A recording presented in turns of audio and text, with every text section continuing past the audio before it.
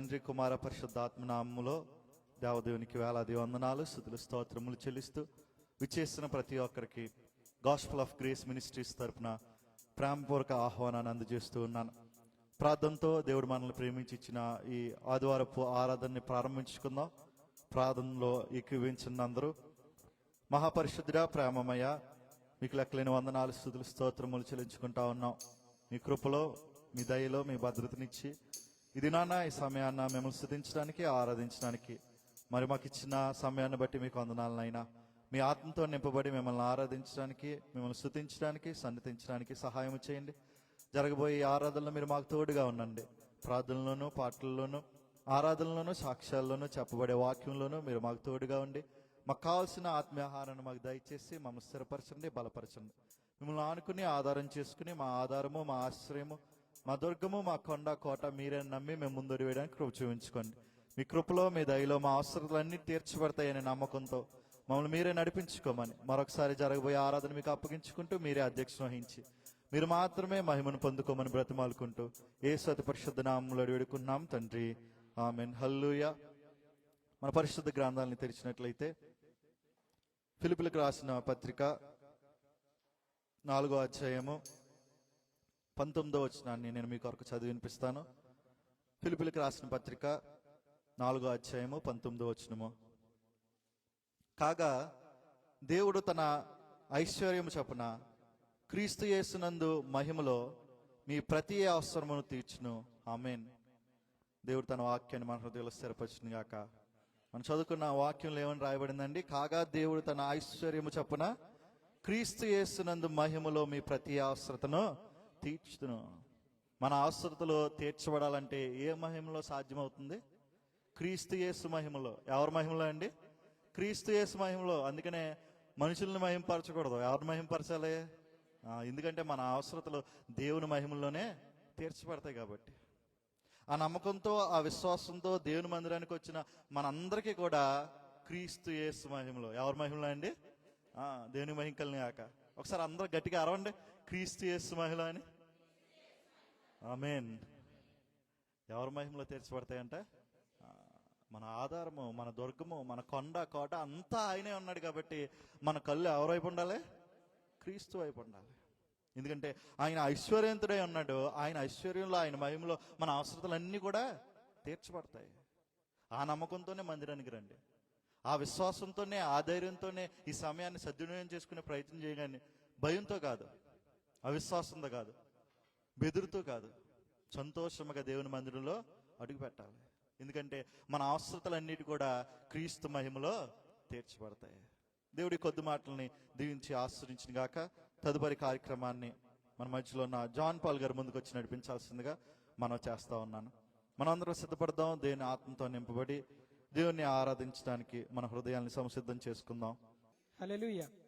సరంధ్రం మనం లేచి నిలబడినట్లయితే ప్రార్థన చేసుకుంటూ దేవుడు మనకిచ్చిన ఈ సమయాన్ని వినియోగపరుచుకుంటూ దేవుడి వైపు చూస్తూ దేవుడు మనకిచ్చిన ఈ అవకాశమును, ఆయన సన్నిధిని, ఆయన ప్రసన్నతను మనం చూడడానికి ఆయన సన్నిధికి వచ్చి ఉంటున్నాం. ప్రార్థన చేసుకుందాం. ప్రార్థనలో మనమందరము ఏకీభవిస్తూ దేవుని స్తుతించుతూ దేవుని, ఆయన సన్నిధిని, ఆయన ఆత్మ గనుక దేవుని మనం ఆరాధించేవారుగా, దేవుని ఆరాధించేవారు ఆత్మతో సత్యముతో పూర్ణ బలముతో కూడా మనం దేవుని ఆరాధించాలని దేవుని ఒక వాక్యం సెలవిస్తున్నది. ఆ విధంగా మనము సిద్ధపడి దేవుని సన్నిధికి వచ్చి ఉంటున్నాం. ప్రార్థన చేసుకుందాం. మన మధ్యలో ఉన్న సహోదరుడు యూశ్రీని బ్రదర్ ముందడికి వస్తారు. వారు ప్రార్థన చేస్తుండగా వారితో మనం ఏకీభవిస్తాం. సకల సృష్టికి కారణభూతుడైనటువంటి మా ప్రియ పరలోకపు తండ్రి, నీ ఘనమైన ఉన్నతమైన నామముకు స్తుతులు, స్తోత్రములు, వందనములు చెల్లించుకుంటున్నాం రాజా. ఏ యోగ్యతని మా యొక్క బ్రతుకుల్లో ప్రభా, ఇటు రీతిగా ప్రభా నీ యొక్క సన్నిధిలో చేరి ప్రభా సంఘముగా ప్రభా నిన్ను స్తుతించడానికి, నిన్ను ఆరాధించడానికి ప్రభా ఈ యొక్క గాస్పెల్ ఆఫ్ గ్రేస్ మినిస్ట్రీ ప్రభా మీరు ఏర్పరిచిన విధానాన్ని బట్టి మీకు స్తోత్రములు, వందనములు చెల్లించుకుంటున్నాం తండ్రి. ప్రభా వ్యవస్థాపకులు తిమోతి విన్సెంట్ గారిని బట్టి ప్రార్థన చేసినాం తండ్రి. ఈ యొక్క దాసుని ద్వారా ప్రభా అనేక సంఘాల ప్రభా ఈ ప్రాంతంలో మీరు ఏర్పరిచారయ్యా. అందరి బట్టి మీకు స్తోత్రం తండ్రి. ఈ యొక్క దాసుని మీరు బలపరచండి, స్థిరపరచమని ఇచ్చినాం తండ్రి. అలాగే ప్రభా ఈ యొక్క దుబాయ్ సంఘాన్ని మీరు దీవించండి, ఆస్వాదించమని అడిగినాం తండ్రి. అనేకమైన నూతన ఆత్మ ప్రభు నీ యొక్క సన్నిధానాన్ని నడిపించమని అడిగి ప్రార్థన చేసినాం రాజా. ప్రభా ఎందరో ప్రభా మట్టిలో మట్టి అయిపోయి ఉన్నారు తండ్రి. అటు రీతిలో మమ్మల్ని ఉంచకుండా ప్రభా, మమ్మల్ని సజీవుల లెక్కలో ఉంచినందుకు మీకు స్తోత్రం చెల్లించుకుంటున్నాను తండ్రి. మీరు ఇచ్చిన ఆయుష్ను బట్టి, ఆరోగ్యమును బట్టి మీకే వందనములు చెల్లించుకుంటున్నాం రాజా. ప్రభా, ఈ ఆయుష్తోనూ ఈ యొక్క ఆరోగ్యంతోనూ ప్రభా నిన్ను స్తుతించేవారు గాను, నిన్ను గణపరిచేవారు మమ్మల్ని అందరినీ బలపరిచి స్థిరపరచమని అడుగుతున్నాను తండ్రి. ప్రభా, ఈ యొక్క ఆరాధన ఆది నుంచి అంచు వరకు మీరే అధ్యక్షతను నడిపించమని అడుగుతున్నాను తండ్రి. ఇక ఆత్మ సంచారం ఇక సన్నిధిలో ఉంచమని అడుగుచు ప్రార్థన చేయించినాం రాజా. ప్రభా, ప్రతి ఒక్కరితో ప్రభా నీ యొక్క వాక్యంతో సంధించమని అడుగుతున్నాను తండ్రి. ప్రతి ఒక్క హృదయాన్ని యొక్క వాక్యంతో తాకమని అడుగుచున్నాను రాజా. ప్రభా, ప్రతి ఒక్క హృదయంలో ప్రభా పశ్చాత్తాపం కలిగి ప్రభా నీ యొక్క వాక్యానుసారమైన జీవితం మేము జీవించడానికి ప్రభా మమ్మల్ని అందరినీ ప్రభా బలపరిచి స్థిరపరిచి నడిపించమని అడుగుచు ప్రభా.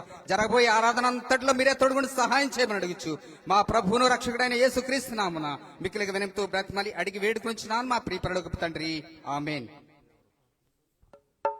హల్లెలూయా.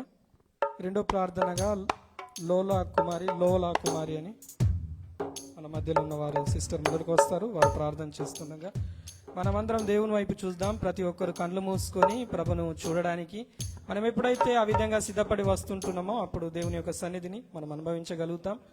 ఆయన ప్రసన్నత మనం చూడగలుగుతాం. ప్రార్థన. స్తోత్రం స్తోత్రం స్తోత్రం నా స్తోత్రమయ్యా. తండ్రి, నీకు వందనాలు స్తోత్రాలయ్యా నా ప్రభా యేసయ్యా. ఎన్ని తెలిసినా ఏది అడిగినా జరిగేది నీ చిత్తం అన్నావు నా తండ్రి, నా ప్రభా యేసయ్యా. నా ప్రభా, ఈ రోజునైనా మా కోసం ఏ వాక్యం తెరిచి ఉన్నావో నా తండ్రి, నా ప్రభా ఆ వాక్యానుసరంగా మేము నడుచుకునే భాగ్యం మాకు దయచేయి నాయనా. నా ప్రభా యేసయ్యా దేవా, నీకు వందనాలు స్తోత్రాలయ్యా. ఎవరే సమస్యలతో నీకు మొరపెట్టుకుంటున్నారో తండ్రి, ఈ రోజు నాయనా నా ప్రభా పేరు పేరుని నీకు వందనాలు తండ్రి. స్తోత్రం స్తోత్రం స్తోత్రం స్తోత్రం స్తోత్రం స్తుతి స్తుతి స్తుతి స్తోత్రం నాయనా. అనేకమైన సమస్యలతో బాధపడుతున్నారు, పైకి చెప్పుకోలేక ఎన్నో సమస్యలతో బాధపడుతున్నారు తండ్రి. వాళ్ళ సమస్యల నిమిత్తం నీకు వందనాలు తండ్రి. వాళ్ళ పేరు పేరుని మిమ్మల్ని జ్ఞాపం చేసుకోండి తండ్రి, నా ప్రభా యేసయ్యా. నైనా నీకే వందనాలు స్తుతులు స్తోత్రాలయ్యా. నా గొప్ప దేవుడా, నా ఆశ్రయదుర్గ, మన ఎత్తైన కోట, నా రక్షణ ధర్మ, నీకే వందనాలు స్తుతులు స్తోత్రాలు తండ్రి. దేవా, వాక్యంలో మీరుండి, పాటల్లో మీరుండి నా ప్రభా ఈ సంఘాన్ని ఆశ్రదించి నాయనా నా ప్రభా యేసయ్యా దేవా ఇంకా అభివృద్ధి పరచాలని తండ్రి, నా ప్రభా తండ్రి, నా ప్రభా దేవా నీకు వందనాలు స్తోత్రం స్తోత్రం నాయనా. ఈ చిన్న ప్రార్థన నీ పాద సంతకి చేర్చుకుంటా ఉన్నాము. నజరేయుడైన యేసు నామములో వేడుకుంటున్నాను నా పరమ తండ్రి, ఆమేన్. హల్లెలూయా హల్లెలూయా. ప్రార్థన చేసిన బ్రదర్కి అండ్ సిస్టర్కి ప్రభు పేరిట వందనాలు. అదేవిధంగా స్తుతి పాటలు పాడుకుంటూ ప్రభుని గణపరుస్తాం. మన మధ్యలో ఉన్న కోయిర్ బృందం ముందటికి వస్తారు, వారితో మనం పాడుతూ దేవుని గణపరుస్తాం.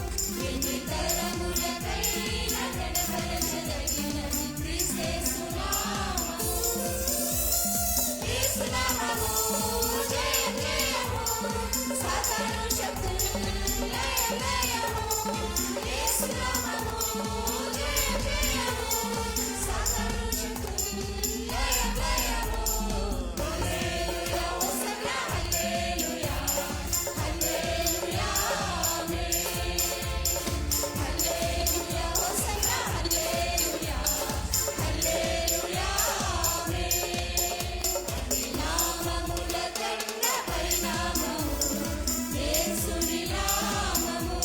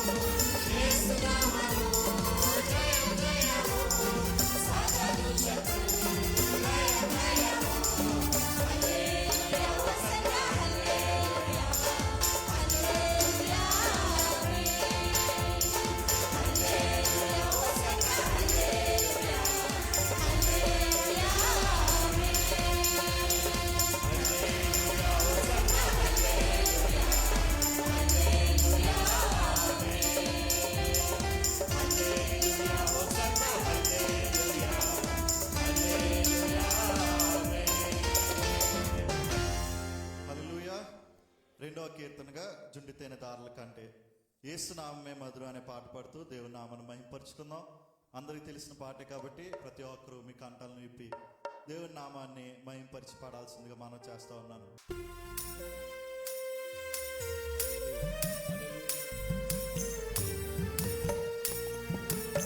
మనందరం చప్పట్లు కొడదాం, కలిసిగా పాడదాం, దేవుని నామాన్ని మహింపరుద్దాం.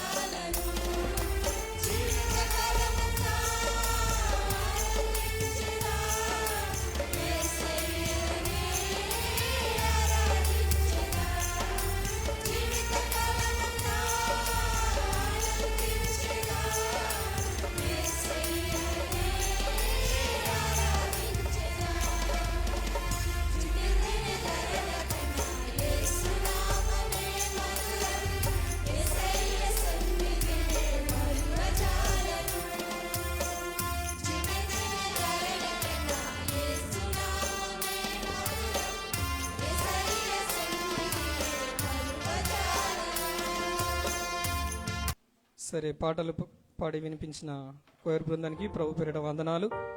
అదేవిధంగా మనము క్రమవాక్యం పట్టణం చదువుకుందాం. కీర్తనలు 6వ అధ్యాయము మొదటి నుంచి చివరి వరకు మన మధ్యలో ఉన్న మణి సిస్టర్ ముందటికి వస్తారు.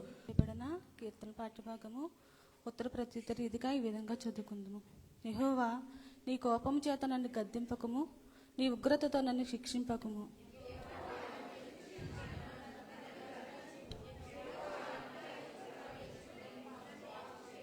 నా ప్రాణము బహుగా ఆదురుచున్నది. యెహోవా, నీవు ఎంతవరకు కరుణింపక యుందువు?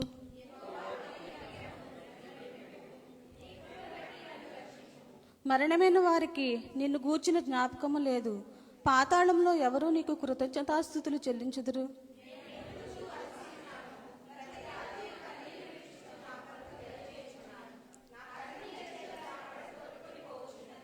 విచారము చేత నా కన్నులు గుంటలు పడుచున్నవి. నాకు బాధ కలిగించు వారి అవి చివికియున్నవి.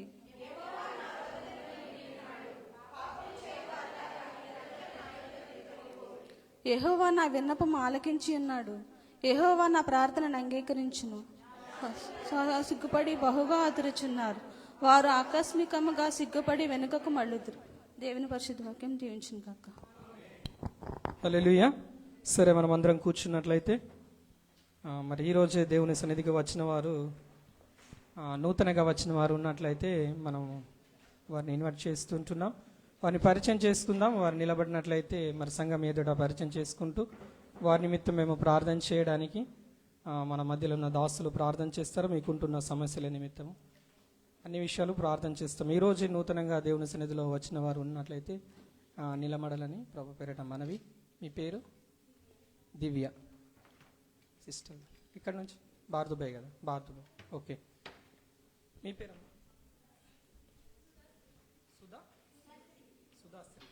సుధాశ్రీ. ఎవరి ద్వారా మీరు రావడం జరిగింది సంఘానికి? ఓకే, ఓకే అమ్మ. మీరు? Tabitha sister. Thank you so much. అయితే మీకు ఒక స్లిప్ ఇవ్వబడుతుంది. దాంట్లో మీ డీటెయిల్, మీ పేరు, మీ ఫోన్ నంబరు, మీరు ఎక్కడ ఉంటున్నారు, మీ ప్రార్థన అవసరము తెలియజేసి మీరు వాటిలో రాసి మాకు తెలియజేసినట్లయితే మన మధ్యలో దాసులు సంఘస్థులు ఉన్నారు. మీరు వాటి నిమిత్తం రాసిస్తే మేము ప్రార్థన చేస్తాము. అదేవిధంగా ఇంకా మీతోనే మీ స్నేహితులను కూడా మీరు తీసుకురావాలని ప్రభు పేరిట మనవి చేస్తుంటున్నాం. Thank you. చప్పట్లు కొడదాం.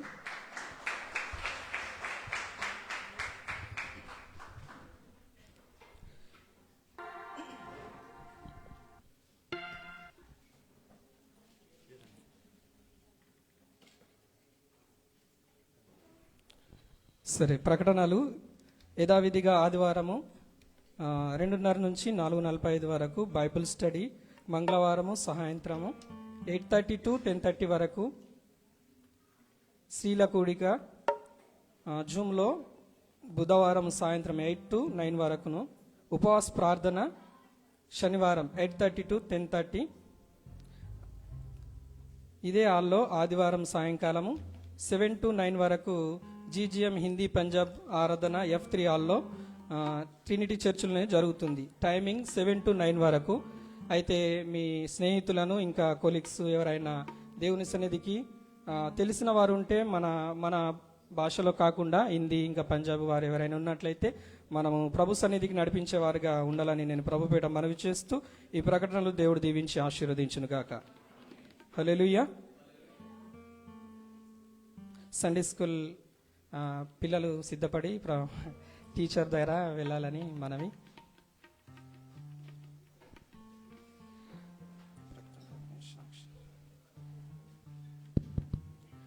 సాక్ష్యాలకు సమయమును, సాక్ష్యాలు మొదటిగా రక్షణ సాక్ష్యము, రెండవదిగా మేలు ఉపకరమైన సాక్ష్యమును పంచుకోవాలని ప్రభు పేరిట నేను మనవి చేస్తుంటున్నాం. సాక్ష్యం ఇచ్చే సంఘము జీవించే సంఘం అని దేవుని ఒక వాక్యం సెలవిస్తుంటుంది. దేవుని నామానికి వందనాలండి. కూడి వచ్చిన మీ అందరికీ నా వందనాలు చెల్లించుకుంటున్నాను. అలాగే దైవ సేవలకు కూడా నా వందనాలు చెల్లించుకుంటున్నాను. నేను చెప్పవలసిన సాక్ష్యం ఏంటంటే, మా పాప నా పేరు అయితే సరోజిని, మా పాప పేరు చిన్ని, వాళ్ళ పాప పేరు నిత్యశ్రీ పుట్టినరోజు మొన్న బుధవారం నాడు జరిగింది. సంఘం అందరూ ప్రార్థించారు. దాన్ని బట్టి దేవుడికి వందనాలు. మరి వాళ్ళు కొంచెం గ్రహణంగా చేసుకున్నారు. అయితే దూరం నుంచి ప్రయాణాలు చేసి రావడానికి కూడా వాళ్ళు హైదరాబాద్లో ఉన్నారు. మన ఇండియా నుంచి ఆంధ్ర నుంచి కూడా మరి చాలామంది 15 మంది దాకా వచ్చారు. అలా ప్రయాణ విషయంలో ప్రతి ఒక్క విషయంలో మరి ఆ పార్టీ విషయంలో ప్రతి ఒక్క విషయంలో దేవుడు ఎంతగానో కృప చూపించాడు. వాళ్ళ పాప ఫస్ట్ పుట్టినరోజు చేసినందుకు దేవుడికి ఘనంగా జరిగినందుకు దేవుడికి వందనాలు చెల్లించుకుంటున్నాను. అలాగే సంఘం అంతా మరి మా పాప గురించి ప్రార్థన చేసిన ప్రతి ఒక్కరికి నా ఉదయపూర్ణ వందనాలు చెల్లించుకుంటున్నాను. అలాగే దైవ సేవకులు కూడా చేశారు. జూమ్ ప్రేయర్లో కూడా పాస్టర్ గారు మరి జూమ్ ప్రేయర్లో కూడా ప్రతి ఒక్కరు చేశారు. ఆ ప్రార్థన దేవుడు ఆలకించి ఆ బిడ్డ మరి కొత్త నూతన దయ కిరీటం ఇచ్చిన దాన్ని బట్టి దేవుడికి కృతజ్ఞతలు చెల్లించుకుంటున్నాను. ఎందుకంటే వాళ్ళైతే దేవుడిని నమ్ముకోలేదు, అయినప్పటికీ ప్రార్థన సహాయం అడిగారు, నేను కూడా చేశాను. అలాగే సంఘస్థులు చేశారు. ఆ పిల్ల ప్రెగ్నెంట్ కాడి నుంచి ఇప్పుడు వరకు కూడా సంఘంలో జూమ్ ప్రేయర్లో ప్రతి ఒక్క ప్రేయర్లో ప్రతి ఒక్క అన్నదిన ప్రార్థనలో జ్ఞాపకం చేసుకున్నందుకు మీ అందరికీ నా ఉదయపూర్ణ వందనాలు చెల్లించుకుంటున్నాను. ఈ చిన్న సాక్షిని దేవుడు దీవించును గాక. ఆమేన్. యేసుక్రీస్తు నామములో ముఖ్యంగా ఈ సమయం ఇచ్చినటువంటి పాస్టర్ గారికి అలాగే సంఘానికి అందరికీ నా హృదయపూర్వక వందనాలండి. నేను డిసెంబర్ నెల 24న ఇండియా వెళ్ళడానికి జరిగింది. దేవుని కృపను బట్టి నా కుటుంబంతోనూ నా బంధువులతోనూ స్నేహితులతో సంతోషించి తిరిగి రావడానికి కూడా దేవుని కృప మాకు ఎంతో సహాయం చేసింది. దేవుడు ఇచ్చిన సాక్ష్యం దేవుడు దీవించండి. అదేవిధంగా క్షమించండి, నేను నా ప్రయాణం కోసం కూడా సంఘం అందరూ ప్రార్థన చేశారు. అందరికీ కూడా నా హృదయపూర్వక వందనాలు తెలియజేస్తూ దేవుడు ఇచ్చిన సాక్ష్యం దీవించను గాక. ఆమేన్. సరే, ఇంకెవరైనా ఉన్నట్లయితే చెప్పడానికి అవకాశం లేనట్లయితే సరే మనం ముందుకు వెళ్దాం. సరే, ప్రత్యేక పాట మన మధ్యలో ఉన్న సహోదరి వాణి సిస్టర్ ముందుకు వస్తారు. వారు ప్రత్యేక పాట పాడడానికి. సమృద్ధిగా నీ సాక్షిగా కొనసాగమని ప్రేమించవే నన్ను ప్రాణంగా, నీ కోసమే నన్ను బ్రతకమని దారులలో ఎడారులలో సెలయేరులై ప్రవహించుమయ్యా, చీకటిలో కారు చీకటిలో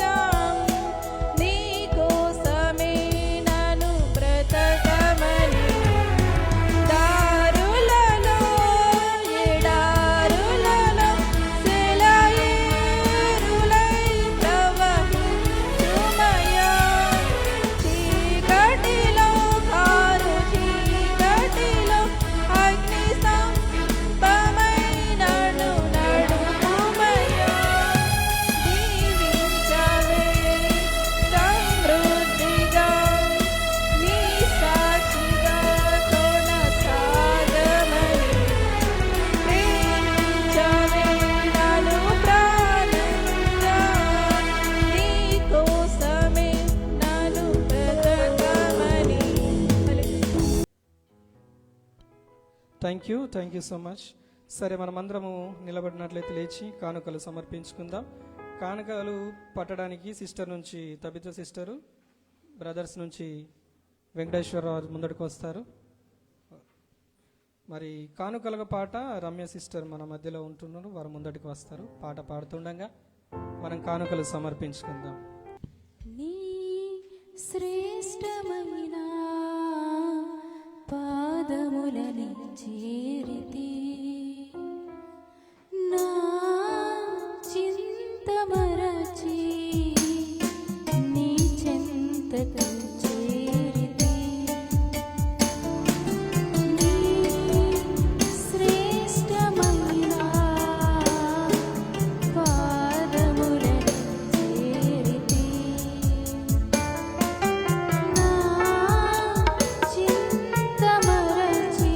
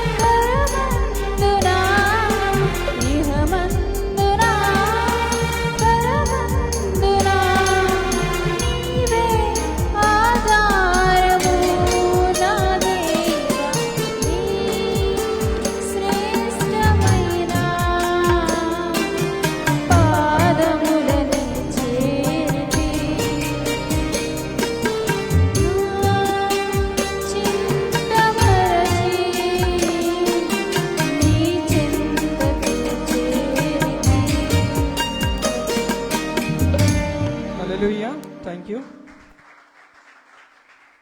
చెప్పబడిన సాక్షుల నిమిత్తమును మరియు కానుకల నిమిత్తము ప్రార్థన మన మధ్యలో ఉన్న లక్ష్మమ్మ ముందటికి వస్తుంది. నాగేశ్వర లక్ష్మి వారు ముందటికి వస్తూ ప్రార్థన చేయి. స్తుతి స్తోత్రం నైనా పరిశుద్ధుడా, నీ ఘనమైన నామానికి లెక్కించలేని స్థుతులు స్తోత్రాలనైనా గడిచిన ఆదివారం నుండి నైనా ఈ ఆదివారం వరకునైనా మీ అందరినీ సజీవ లెక్కలో ఉంచినైనా నేను స్తుతించుకోవటానికి ఆరాధించుకోవటానికి ఇచ్చిన సమయాన్ని బట్టి నీకు వందనాలు స్తోత్రం నైనా. చెప్పబడిన సాక్ష్యాలు బట్టి నీకు వందనాలు స్తోత్రం నైనా. సిస్టర్ సరోజని చెప్పిన సాక్ష్యాన్ని బట్టి నీకు వందనాలనైనా. ఆమె యొక్క కుమార్తె విషయంలో మీరు చేసిన గొప్ప మేలుని బట్టి నీకు వందనాలనైనా. ఆ బిడ్డకి ఇచ్చిన ఇద్దరు బిడ్డలు బట్టి నీకు వందనాలనైనా. బిడ్డలనైనా వయసు జ్ఞానమందు దేవుని ఎందుకు మనసులు ఎందుకు వదిలటాన్ని కురుపు తెచ్చండి అయినా. కుమార్తెకి నైనా చిన్న బిడ్డను బట్టి నీకు వందనాలైనా తండ్రి నైనా. మరి ఒక నూతన కిరీటాన్ని పెరిగించుకుని వందనాలు స్తోత్రం నైనా. ఆమె సంపూర్ణ కుటుంబాన్ని దీవించండి, ఆశీర్వదించండి అయినా. ఆమె తల్లిదండ్రులను కూడా ఆశీర్వదించమని అడుగుతున్నానైనా. బిడ్డలు ముఖ్యంగా రక్షణ భాగ్యం దయచేయండి అయినా. నీ గొప్ప దేవుడు అని బిడ్డలు తెలుసుకోవటానికి నీ కృపా సహాయం దయచేయండి. అలాగేనైనా తమ్ముడు చెప్పిన సాక్ష్యాన్ని బట్టి నీకు వందనాలనైనా. ఇండియా దేశం క్షేమంగా తోడుకెళ్ళినైనా, బిడ్డను మళ్ళీనైనా, కుటుంబస్తులైనా, భార్య బిడ్డలతో సంతోషించినైనా, సంఘం మధ్య తోడుకొచ్చిన నీకు వందనాలు చెల్లించుకుంటున్నానైనా. బిడ్డల పని పాటలో మీరు తోడైండి అయినా.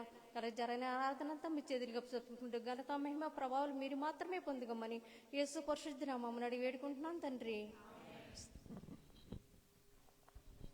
సరే, అందరు కూర్చున్నట్లయితే ముందున్న సమయం మన అయ్య గారు స్తుతి ఆరాధన నడిపిస్తారు. ఇంకో విషయం ఏంటంటే అమ్మ నయమమ్మ గురించి కూడా మీరు ప్రార్థన చేయాలి. నేను మర్చిపోయాను, సాక్ష్యం చెప్పే టైంలో చెప్తా అనుకున్నాను. దయతో నన్ను క్షమించండి. ఆమె నిమిత్తం కూడా మీరు ప్రార్థన చేయాలని సొంత ప్రార్థనలో ప్రభు పేరట మనవి చేస్తున్నాను. అమ్మ బలహీనంగా ఉంటుంది, వారి నిమిత్తమును మీరు ప్రార్థన చేయాలని నా మనవి. హల్లెలూయా. దేవుని నామానికి మహిమ ప్రభావములు కలిగిన గాక. గడిచిన కాలమంతా దేవాది దేవుడు మనల్ని కాచి కాపాడి ఆయన మందిరంలో మనల్ని స్థిరపరిచిన విధానాన్ని బట్టి ఆయనకి స్తుతులు స్తోత్రములు. దేవుణ్ణి ఆరాధించడానికి మనం సిద్ధపడదాం. అందుకంటే ముందు పరిశుద్ధ గ్రంథాన్ని తెరిచి విలాప వాక్యములు 3వ అధ్యాయము 24వ వచనాన్ని చదువుకుందాం.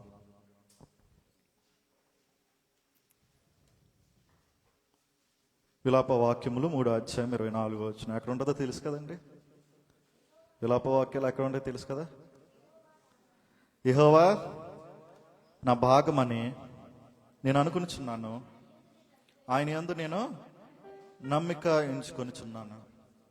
నా వెనకలు చెప్పండి అందరూ. యెహోవా నా భాగమని నేను అనుకునిచున్నాను, ఆయన యందు నేను నమ్మిక ఉంచుకొనిచున్నాను. ఆమేన్. మనం చదువుకున్న ఈ వాక్య భాగం యొక్క సందర్భాన్ని గమనించినట్లయితే బబులోను దేశస్థులు ఇశ్రాయేలు దేశాన్ని సమూల నాశనం చేసిన తర్వాత భక్తుడైన ఇర్మియా బాధపడకండి, భయపడకండి, మన ఆధారము దేవుడై ఉన్నాడు అనే సత్యాన్ని ప్రకటించడానికి రాసిన వాక్యము ఇప్పుడు మనం చదువుకున్న వాక్యము. అర్థమవుతున్నాయి అన్న మాటలు. ఇప్పుడు బబులోను దేశస్థుల చేత ఇశ్రాయేలు ప్రజలు సమూల నాశనాన్ని ఎదుర్కొన్న తర్వాత భక్తుడైన ఇర్మియా ఏ సత్యాన్ని వెలబుచ్చుతా ఉన్నాడు? మన దేవుడే మన ఆధారం. మన ఆధారం ఎవరంటండి? మన దేవుడే.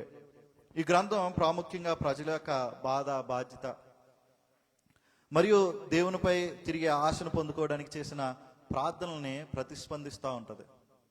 అయితే ఈ 3వ అధ్యాయంలో మొదటి నుంచి మనం చదువుకుంటూ వస్తున్నప్పుడు ప్రజలందరూ పడే వ్యక్తిగత బాధ కనిపించినప్పటికీ క్రమక్రమేణి దేవుని యొక్క దయ, ప్రేమ మరియు నిశ్చయత, నమ్మకం పైన ఆధారపడిన మాటలు కనబడతాయి.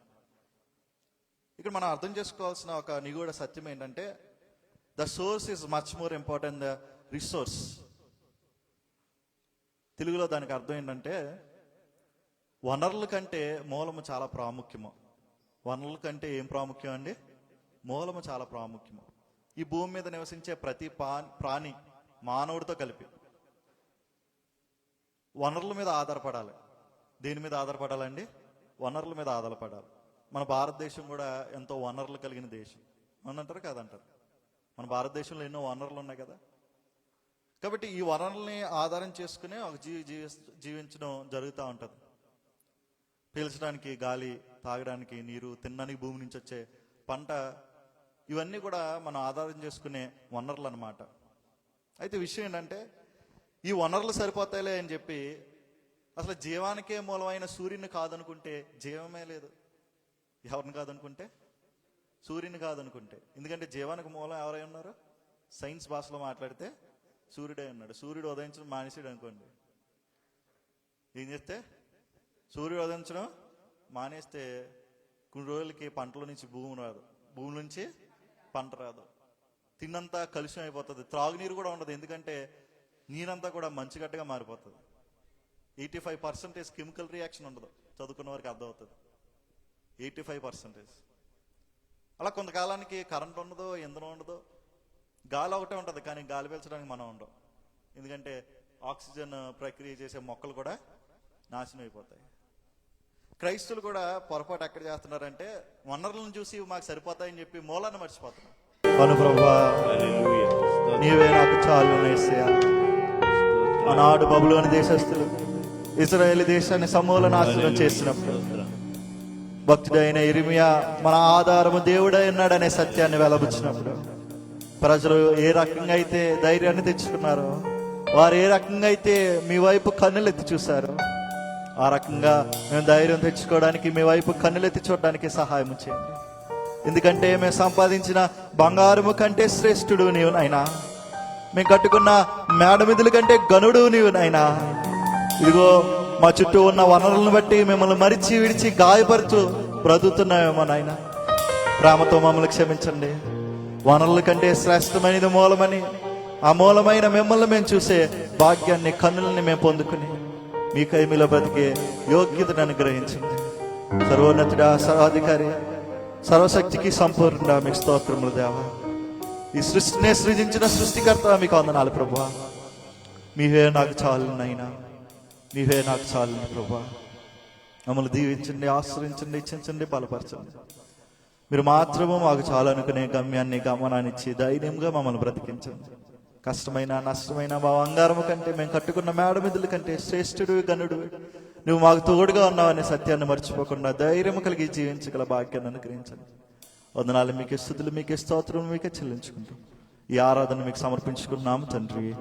ఆమేన్. హల్లెలూయా. దయచేసి అందరూ కూర్చుందాం. మరొకసారి దేవుని నామానికి మహిమ కలుగును గాక. అలానే gospel of grace ministries founder Timothy Vincent అయ్య గారికి, అలానే విచ్చేసిన ప్రతి ఒక్కరికి పేరు పేరు చెప్పున నా హృదయపూర్వక వందనాన్ని తెలియజేస్తూ ఉన్నాను. దేవుడు మనల్ని అందరినీ దీవించి ఆశ్రయించును గాక. ఆమేన్. హల్లెలూయా. కొన్ని ప్రాముఖ్యమైన ప్రకటనల్ని నేను మీతో పంచుకున్న తర్వాత వాక్య సందేశాన్ని అందించడానికి ఇష్టపడతా ఉన్నాను. మరి ఈ వారంలో శనివారం నాడు సంఘ ఉపవాస ప్రార్థన కూడిక మన ప్రియులు లక్ష్మణ్ గారి గృహం జరుగుతూ ఉంది. 8:30 నుంచి 10:30 వరకు దయించి ప్రతి ఒక్కరూ సమయానికి హాజరవలసిందిగా మనం చేస్తూ ఉన్నాను. ట్రాన్స్పోర్ట్ సదుపాయం కలదు కాబట్టి ఆ విషయాన్ని కూడా గ్రహించి అందరూ సిద్ధపడి సమయానికి మరి బస్సు ఎక్కి రావాల్సిందిగా మనం చేస్తూ ఉన్నాను. మొదటిగా ఆల్కూస్, తర్వాత సత్వ, ఆ తర్వాత కరమ, వయా బుజ్జుమా నుంచి ఉద్మిత చేరుకుంటుంది. మరి ఎవరికైనా సందేహం కలిగినట్లయితే, వెనకబడినట్లయితే మరి బస్ కోఆర్డినేటర్స్ అయిన మన ప్రియులు పాల్ గారికి ఫోన్ చేయాల్సిందిగా మనం చేస్తూ ఉన్నాను. అలానే రెండవదిగా మన ప్రియులు సునీల్ మరి సాక్ష్యం చెప్పుకున్నట్లుగా క్షేమంగా మన మధ్యకి తిరిగి రావడం జరిగింది. సంఘాన్ని ప్రేమించి 2 బైబిల్ కూడా తేవడం జరిగింది. అలానే పోయిన వారము మన ప్రియులు ఇలిషా గారు కూడా రావడం జరిగింది. మరి నాకు తెలియకపోవడంతో నేను చెప్పలేకపోయినా వారు కూడా సంఘాన్ని ప్రేమించి 2 బైబిల్ తేవడం జరిగింది. ఆ బిడ్డలను దేవుడు దీవించి ఆశ్రయించును గాక. ఆమేన్. హల్లెలూయా. గత కొన్ని నెలలుగా దేవుణ్ణి అంగీకరిస్తూ దేవుని గురించి తెలుసుకుంటూ విజయ అనే ఒక స్త్రీ మన సంఘంలో కంటిన్యూ అవుతా ఉంది. మరి ఆ బిడ్డ ఈరోజు ఇండియా తిరిగి ప్రయాణం అవుతా ఉంది. సంఘం అంతటిని ప్రార్థన చేయమని కోరడం కూడా జరిగింది. కొన్ని ప్రాముఖ్యమైన పనుల నిమిత్తం ఆ బిడ్డ ఇండియా వెళ్తున్నప్పుడు ఆ పనులన్నింటిలో దేవుడు తోడుగా ఉండి ఆ బిడ్డ నడిపించి మరలా క్షేమంగా మన మధ్యకి తీసుకురాగిన మనం అందరం సంఘంగా వ్యక్తిగతంగా ప్రార్థన చేద్దాం. అలానే మన ప్రియులు నయము గారు కూడా కొంచెం అనారోగ్యంగా ఉన్నారని తెలిసింది. ఆ బిడ్డ కొరకు కూడా ప్రార్థన చేద్దాం. పరిపూర్ణమైన స్వస్థత దేవుడు ఆ బిడ్డకు అనుగ్రహించి నడిపించలాగిన మనం ప్రార్థన చేద్దాం. అలానే కమల గారి యొక్క మేడం గారు, ఆవిడ పేరు అన్న అంట, మరి డెలివరీకి దగ్గరలో ఉన్నారు.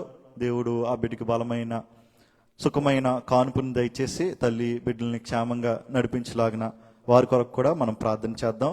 ఇటు ప్రకటనల్ని దేవుడు దీవించి ఆశ్రయించును గాక. ఆమేన్. హల్లెలూయా. వాక్యాన్ని ధ్యానించుకుందాం. వాక్యం కొరకు సిద్ధపడదాం. ప్రార్థనతో వాక్యాన్ని ప్రారంభించుకుందాం. పరిశుద్ధ ప్రేమమయ మీకు లెక్కలేని వందనాలు, స్తుతులు, స్తోత్రములు చెల్లించుకుంటా ఉన్నాం. గడిచిన కాలం అంతా కూడా మీ కృపలో, మీ దయలో మమ్మల్ని కాచి కాపాడి దినాన్న ఈ సమయాన్న మిమ్మల్ని స్తుతించడానికి, ఆరాధించడానికి మీరు మాకు ఇచ్చిన ఈ భాగ్యాన్ని బట్టి, ధన్యతను బట్టి మీకు వందనాలు. ఈ సమయంలో మీరు మాతో స్పష్టంగా మాట్లాడండి. మా హృదయాల్ని సిద్ధము చేసుకుని మీ వాక్యాన్ని మా హృదయంలో స్థిరపరచుకుని అటు రీతిగా మా జీవితాన్ని మలుచుకునే కృపని, దయని, సహాయాన్ని మీరే మాకు అనుగ్రహించమని మేము వేడుకుంటా ఉన్నాను. నిలబెట్టుకుని నన్ను బట్టి కూడా మీకు వందనాలు ప్రభా. ఎవరినో గణపరచడం కాదు కానీ మిమ్మల్ని మాత్రమే గణపరిచే విధంగా మీ వైపు హృదయాలు త్రిప్పేటట్లుగా నేను వాక్యాన్ని బోధించట్లో నాకు సహాయం చేసి కృప చూపించుకోమని యేసు అతి పరిశుద్ధ నామములో వేడుకుంటున్నాం తండ్రి, ఆమేన్. హల్లెలూయా.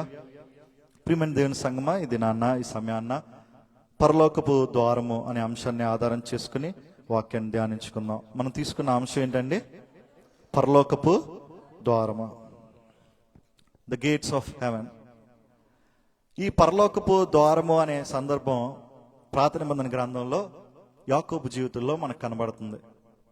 అన్నగారు ఎక్కడ చంపేస్తారనే భయంతో మేనమామ ఇంటికి పరిగెడుతున్న సమయంలో అలసిపోయి సలసిపోయి మధ్యదారిలో ఆయన పడుకొని చుండగా ఒక దర్శనాన్ని పొందుకుంటాడు. ఆ దర్శనంలో ఒక పెద్ద నిచ్చెన, అంటే భూమి నుంచి ఆకాశాన్ని అందుకునే అంత పెద్ద నిచ్చెన మీద దేవదూతలు ఎక్కుతూ దిగుతూ వస్తారు. అయితే ఆ నిచ్చెన కొన పరలోకానికి అనుకుని ఉంటుంది. ఆ కొన దగ్గరే పెద్ద సింహాసనాన్ని కూడా ఆయన చూడడం జరుగుతుంది. ఆ దర్శనాన్ని పొందుకున్న వెంటనే ఈయన ఉలిక్కిపడి లేచి ఇది పరలోకపు గవని అంటాడు. ఏమని అన్నాడండి? ఇది పరలోకపు గవని. దానికి అర్థము పరలోకపు ద్వారం అని. పరలోకపు గవని అంటే దానికి అర్థం ఏంటండి? పరలోకపు ద్వారము. అందుకని ఆ ప్రాంతానికి బేతేలు అని పేరు పెడతాడు. బేతేలు అనగా పరలోకపు ద్వారము. దేవునికి మహిమ కలుగుగాక. హల్లెలూయా, హల్లెలూయా. సుమారు 1800 సంవత్సరాల తర్వాత ఆ పరలోకపు ద్వారం ఒక మనిషిగా ఈ భూమి మీదకి అడుగుపెట్టి మనల్ని రక్షించడం జరిగింది. ఏ ద్వారం అండి? పరలోకపు ద్వారము ఒక మనిషిగా ఈ భూమి మీదకి అడుగుపెట్టి మనల్ని అందరినీ రక్షించడం జరిగింది. ఒకసారి యోహాను సువార్త 10వ అధ్యాయము 9-10 వచనాలు చదువుకుందాం. యోహాను సువార్త 10వ అధ్యాయము 9-10 వచనాలు. నేనే ద్వారమును, నా ద్వారా ఎవడైనా లోపలికి ప్రవేశించిన యెడల వాడు రక్షింపబడిన వాడే లోపలికి పోవచ్చు, బయటికి వచ్చుచు మేతమేయుచుండును. దొంగతనమును, హత్యను, నాశనమును చేయుటకు వచ్చును గాని మరి దేనికిని రాడు. గొర్రెలకు జీవము కలుగునకు, అది సమృద్ధిగా కలుగుటకును నేను వచ్చితనని మీతో నిశ్చయముగా చెప్పుచున్నాను. దేవుడు తన పరిశుద్ధ వాక్యాన్ని మన హృదయంలో స్థిరపరచును గాక. హల్లెలూయా. ఈ పరలోకపు ద్వారం గుండా ప్రవేశించిన వారికి దేవుడు ఇచ్చే ఘనత ఏంటో తెలుసా? మొదటిగా వారు రక్షింపబడతారు. రెండవదిగా వారికి సమృద్ధిగా మేత దొరుకుతుందంటే సజీవమైన వాక్యపు వెలుగులో వారు బ్రతుకుతారు. మూడవదిగా నిత్య జీవం దొరుకుతుంది. ఏం దొరుకుతుందండి? నిత్య జీవం దొరుకుతుంది. ఎవరికి? ఈ పరలోకపు ద్వారం గుండా ప్రవేశించిన వారికి. దానికి అర్థం ఏంటంటే క్రీస్తుని అంగీకరించిన వారికి. ఎందుకంటే ఆ పరలోకపు ద్వారమే 1800 సంవత్సరాల తర్వాత ఒక మనిషిగా మనల్ని రక్షించడం జరిగింది. ఈ క్రీస్తుని అంగీకరించిన ప్రతి ఒక్కరికి దేవుడు ఇచ్చే బహుమానం ఏంటి? మొదటిగా వారు రక్షింపబడతారు. రెండవదిగా సజీవమైన వాక్యపు వెలుగులో జీవిస్తారు. మూడవదిగా నిత్య జీవితాన్ని అందుకుంటారు. క్రైస్తవుడిగా ఇవే కదా మన నిరీక్షణ. ఒకటి, రక్షింపబడతామని. రెండు, సజీవమైన వాక్యం దొరుకుతుందని. మూడు, మరణం తర్వాత ఆవలి మార్గము క్రీస్తే అని. ఈ మూడింటిని ఆధారం చేసుకుని మనం బ్రతుకుతున్నావా లేదా? దేవుని మహిమ కలుగును గాక. హల్లెలూయా. అయితే irrespective of caste, colour, religion, faith and creed, మత, కుల, ప్రాంత భేదాలు లేకుండా ఈ పరలోకపు ద్వారం గుండా ప్రవేశించిన ప్రతి ఒక్కరికి దేవుడిచ్చే ఘనత ఇది. ఏంటి ఆ ఘనత? వారు రక్షింపబడతారు, సజీవమైన వాక్యాన్ని పొందుకుంటారు, నిత్య జీవమైన రాజ్యాన్ని అందుకుంటారు. అయితే చూడండి, బాప్తిస్మిచ్చు యోహాను యేసుక్రీస్తుకి బాప్తిస్మ ఇచ్చిన తర్వాత ఆయన యోర్దాను నది నుంచి ఆ గొట్టికి వచ్చిన తర్వాత 3 ప్రాముఖ్యమైన కార్యాలు జరుగుతాయి. మొదటిగా ఆకాశము తెరవబడుతుంది. ఏం జరుగుతుందండి? ఆకాశము తెరవబడుతుంది. రెండవదిగా దేవుని ఆత్మ పావురము రూపంలో క్రీస్తు మీద దిగి వస్తుంది. మూడవదిగా ఈయన నా ప్రియకుమారుడు, ఈయనందు నేను ఆనందించున్నాను అనే స్వరం వినబడుతుంది. 3 కార్యాలు. ఒకటి, ఆకాశము తెరవబడుతుంది. 2, దేవుని ఆత్మ పావును వలె క్రీస్తు మీదకి దిగి వస్తుంది. ఈయన నా ప్రియ కుమారుడు అనేది నేను ఆనందించుతున్నాననే స్వరం వినబడుతుంది. ఈ 3 కార్యాలు జరిగాయి లేదా? అయితే అక్కడ ఆకాశము తెరవబడుతుంది అని ఉన్నప్పటికీ అసలైన ఒరిజినల్ ట్రాన్స్లేషన్ అటు గ్రీకులో కానీ ఇంగ్లీష్లో కానీ చూసుకుంటే పరలోకము తెరవబడింది అని ఉంటుంది. ఏమనుంటుందండి? పరలోకము తెరవబడింది. ఒకసారి ఇంగ్లీష్ ట్రాన్స్లేషన్ చూసుకుంటే, జోనా, would you mind reading me John 10:9-10? John 10:9-10. I am the door. If anybody, he will be saved. చాలండి. నిజానికి యేసుక్రీస్తు ప్రభువారు బాప్తిసం ఇచ్చి యోహాను ద్వారా బాప్తిసం పొందుకున్న సందర్భంలో ఆ వాక్యాన్ని ఇంగ్లీష్లో చదువుకుంటే ఆకాశం తెరవబడింది అని ఉండదు, పరలోకము తెరవబడింది. ఇంగ్లీష్లో హెవెన్స్ అని ఉంటుంది. ఏమనుంటుందండి? హెవెన్స్ అని ఉంటుంది. దేవుని మహిమ కలిగాక. హల్లెలూయా. నేనంటాను, బాప్తిసం పొందుకున్న ప్రతి ఒక్కరి జీవితంలో ఈ 3 అద్భుత కార్యాలు జరుగుతాయి. ఒకటి, పరలోకం తెరవబడుతుంది. దేవుని ఆత్మ మనలోకి దిగి వస్తుంది. దేవుని స్వరము, ఈ నా ప్రియ కుమారుడు అనేది నేను ఆనందించుచున్నాను, లేదా ఈమె నా ప్రియ కుమార్తె ఈమె నేను ఆనందించుచున్నాను. ఈ 3 కార్యాలు మనలో జరగాలంటే బాప్తిసాన్ని పొందుకోవాలి. ఏం పొందుకోవాలండి? బాప్తిసాన్ని పొందుకోవాలి. బాప్తిసం పొందుకున్న నీకు నాకు ఎలాంటి ఘనత వైభోగం దొరుకుతుందంటే మన కొరకు పరలోకము తెరవబడుతుంది. ఏం తెరవబడుతుందండి? పరలోకం తెరవబడుతుంది. దేవుని ఆత్మ మనలోనికి దిగి వస్తుంది. ఈ నా ప్రియ కుమారుడు లేదా ఈమె నా ప్రియ కుమార్తె, వీరి యందు నేను ఆనందించుచున్నాను. అయితే ఇక్కడ విషయం గమనించాలి. పరిశుద్ధ గ్రంథం అంతట్లోను దేవుని యొక్క లక్షణాలని 2 సార్లు కంటే ఎక్కువగా ఒకే దగ్గర ప్రస్తావించలేదు. ఈ విషయాన్ని పక్కన పెడితే అసలు తండ్రి యేసుక్రీస్తు ప్రభువారిని గురించి ఆ సాక్ష్యం ఇవ్వడానికి కారణం ఏంటంటారు? ఈయన నా ప్రియ కుమారుడు, ఈయన యందు నేను ఆనందించుతున్నాను అనే సాక్ష్యాన్ని తండ్రి కుమారుని నిమిత్తం ఇచ్చాడంటే దానికి కారణం ఏంటి? What is the preference or highly qualification? ఏమై ఉండొచ్చు? ఆయన ప్రేమమయుడనా, కరుణామయుడనా, దయగలడనా, న్యాయవంతుడనా, లేకపోతే కనిపించిన ప్రతి ఒక్కరిని స్వస్థపరిచేస్తాడన్నా? దీన్ని బట్టి ఈయన నా ప్రియ కుమారుడు, ఈయన యందు నేను ఆనందించుతున్నానని పరలోకపు తండ్రి క్రీస్తు నిమిత్తం సాక్ష్యం ఇచ్చాడు. దీన్ని బట్టి అంటున్నాను, ఎందుకు అని అడగట్లేదు. ఏం చూసి ఈయన నా ప్రియ కుమారుడు, ఈయన యందు నేను ఆనందించు, మీ యందు నేను ఆనందిస్తున్నాను అని నేను చెప్తే దేన్ని బట్టి అనుకుంటారు? దాని వెనకాల ఏదో ఒక కారణం ఉంటుంది కదా. చెప్పండి, ఇప్పుడు మీ సమాధానాలు చెప్పండి, ఒక్కొక్కటి చెప్పండి. ఇక్కడ ఆయన చిత్తమా? ఆయన చిత్తాన్ని నెరవేర్చు. Okay, right. ఇంకా ఏంటండి? ఆయన ద్వారానే పరలోక రాజ్యం. ఇంకా ఆయనకి ఇష్టమైన కుమారుడు. ఇదంతా బాగానే ఉంది, కానీ అసలైన కారణం ఏంటంటే ఆయన పరిశుద్ధుడని. ఆయన పరిశుద్ధుడని. పరిశుద్ధ గ్రంథం అంతట్లో కూడా ఎక్కడా కూడా దేవుని యొక్క లక్షణాలను 2 సార్లు కంటే ఎక్కువగా ఒకే దగ్గర ప్రస్తావించలేదు. కానీ యెషయా గ్రంథం 6:3 సైన్యములకు అధిపతి యొక్క యెహోవా పరిశుద్ధుడు పరిశుద్ధుడు పరిశుద్ధుడు అని 3 సార్లు ప్రస్తావించడం జరిగింది. ఎన్నిసార్లు అండి? 3 సార్లు. దేవునికి మహిమ కలుగుగాక. హల్లెలూయా. చూడండి, యెషయా గ్రంథం 6:3 వారు సైన్యములకు అధిపతి యొక్క యెహోవా పరిశుద్ధుడు పరిశుద్ధుడు పరిశుద్ధుడు. ఎందుకు తండ్రి ప్రియకుమారుని నిమిత్తం ఈయన నా ప్రియకుమారుడు, ఈయన యందు నేను ఆనందించుతున్నాను అన్నాడంటే ఆయన పరిశుద్ధుడు గనుక. ఆయన ఏమై అన్నాడు? పరిశుద్ధుడే అన్నాడు. రక్షణ టీవీలో అనుకుంటాను ఒక పేరు మోసిన దైవజనుని ఇంటర్వ్యూ ఇస్తూ, ప్రతిసారి పాపం పాపం అని మాట్లాడకండి, మన కృపాదినాల్లో ఉన్నాం, పాపాన్ని ఒప్పుకోవాల్సిన పని లేదు, పాపాన్ని ఎంతగా ప్రస్తావించి దాని గురించి ఆలోచించాల్సిన పని లేదు అన్నట్లుగా మాట్లాడుతున్నాడు. ఆ మాటలు విన్న జనానికి, మరి ముఖ్యంగా ఈ పరిశుద్ధ గ్రంథం మీద అంతగా అవగాహన లేని వారికి, నిజమైన సత్యాన్ని గ్రహించిన వారికి ఎలా అర్థమయ్యే అవకాశం ఉంటుందంటే, కృపాకాలంలో బ్రతుకుతున్నాం కాబట్టి పాపాన్ని ఒప్పుకోవాల్సిన పని లేదు, కృప కింద ఉన్న మనకి పాపం చేసిన తప్పు లేదు అని అర్థమవుతుంది. ఏమర్థమవుతుంది? కృపాకాలంలో ఉన్న మనం పాపం ఒప్పుకోవాల్సిన పని లేదు, కృప కింద బ్రతుకుతున్న మనం తప్పు చేసినా తప్పు లేదు అన్నట్టుగా అర్థమవుతుంది. కానీ ఇక్కడ విషయం ఏంటంటే, ఆయన ప్రేమ పరిశుద్ధమైనదే, ఆయన కృపా పరిశుద్ధమైనదే, ఆయన కనికరము పరిశుద్ధమైనదే, ఆయన న్యాయము పరిశుద్ధమైనదే, ఆయన నీతి పరిశుద్ధమైనదే. దేవుని మహిమ కలిగాక. పరిశుద్ధమైన కృప కింద ఇంకా పాపం కలిగి జీవించాలనే ఆలోచన మనకి ఎందుకు రావాలి? ఆయన కృప కూడా పరిశుద్ధమైనది అయితే. దేవుని మహిమ కలిగాక. హల్లెలూయా, హల్లెలూయా.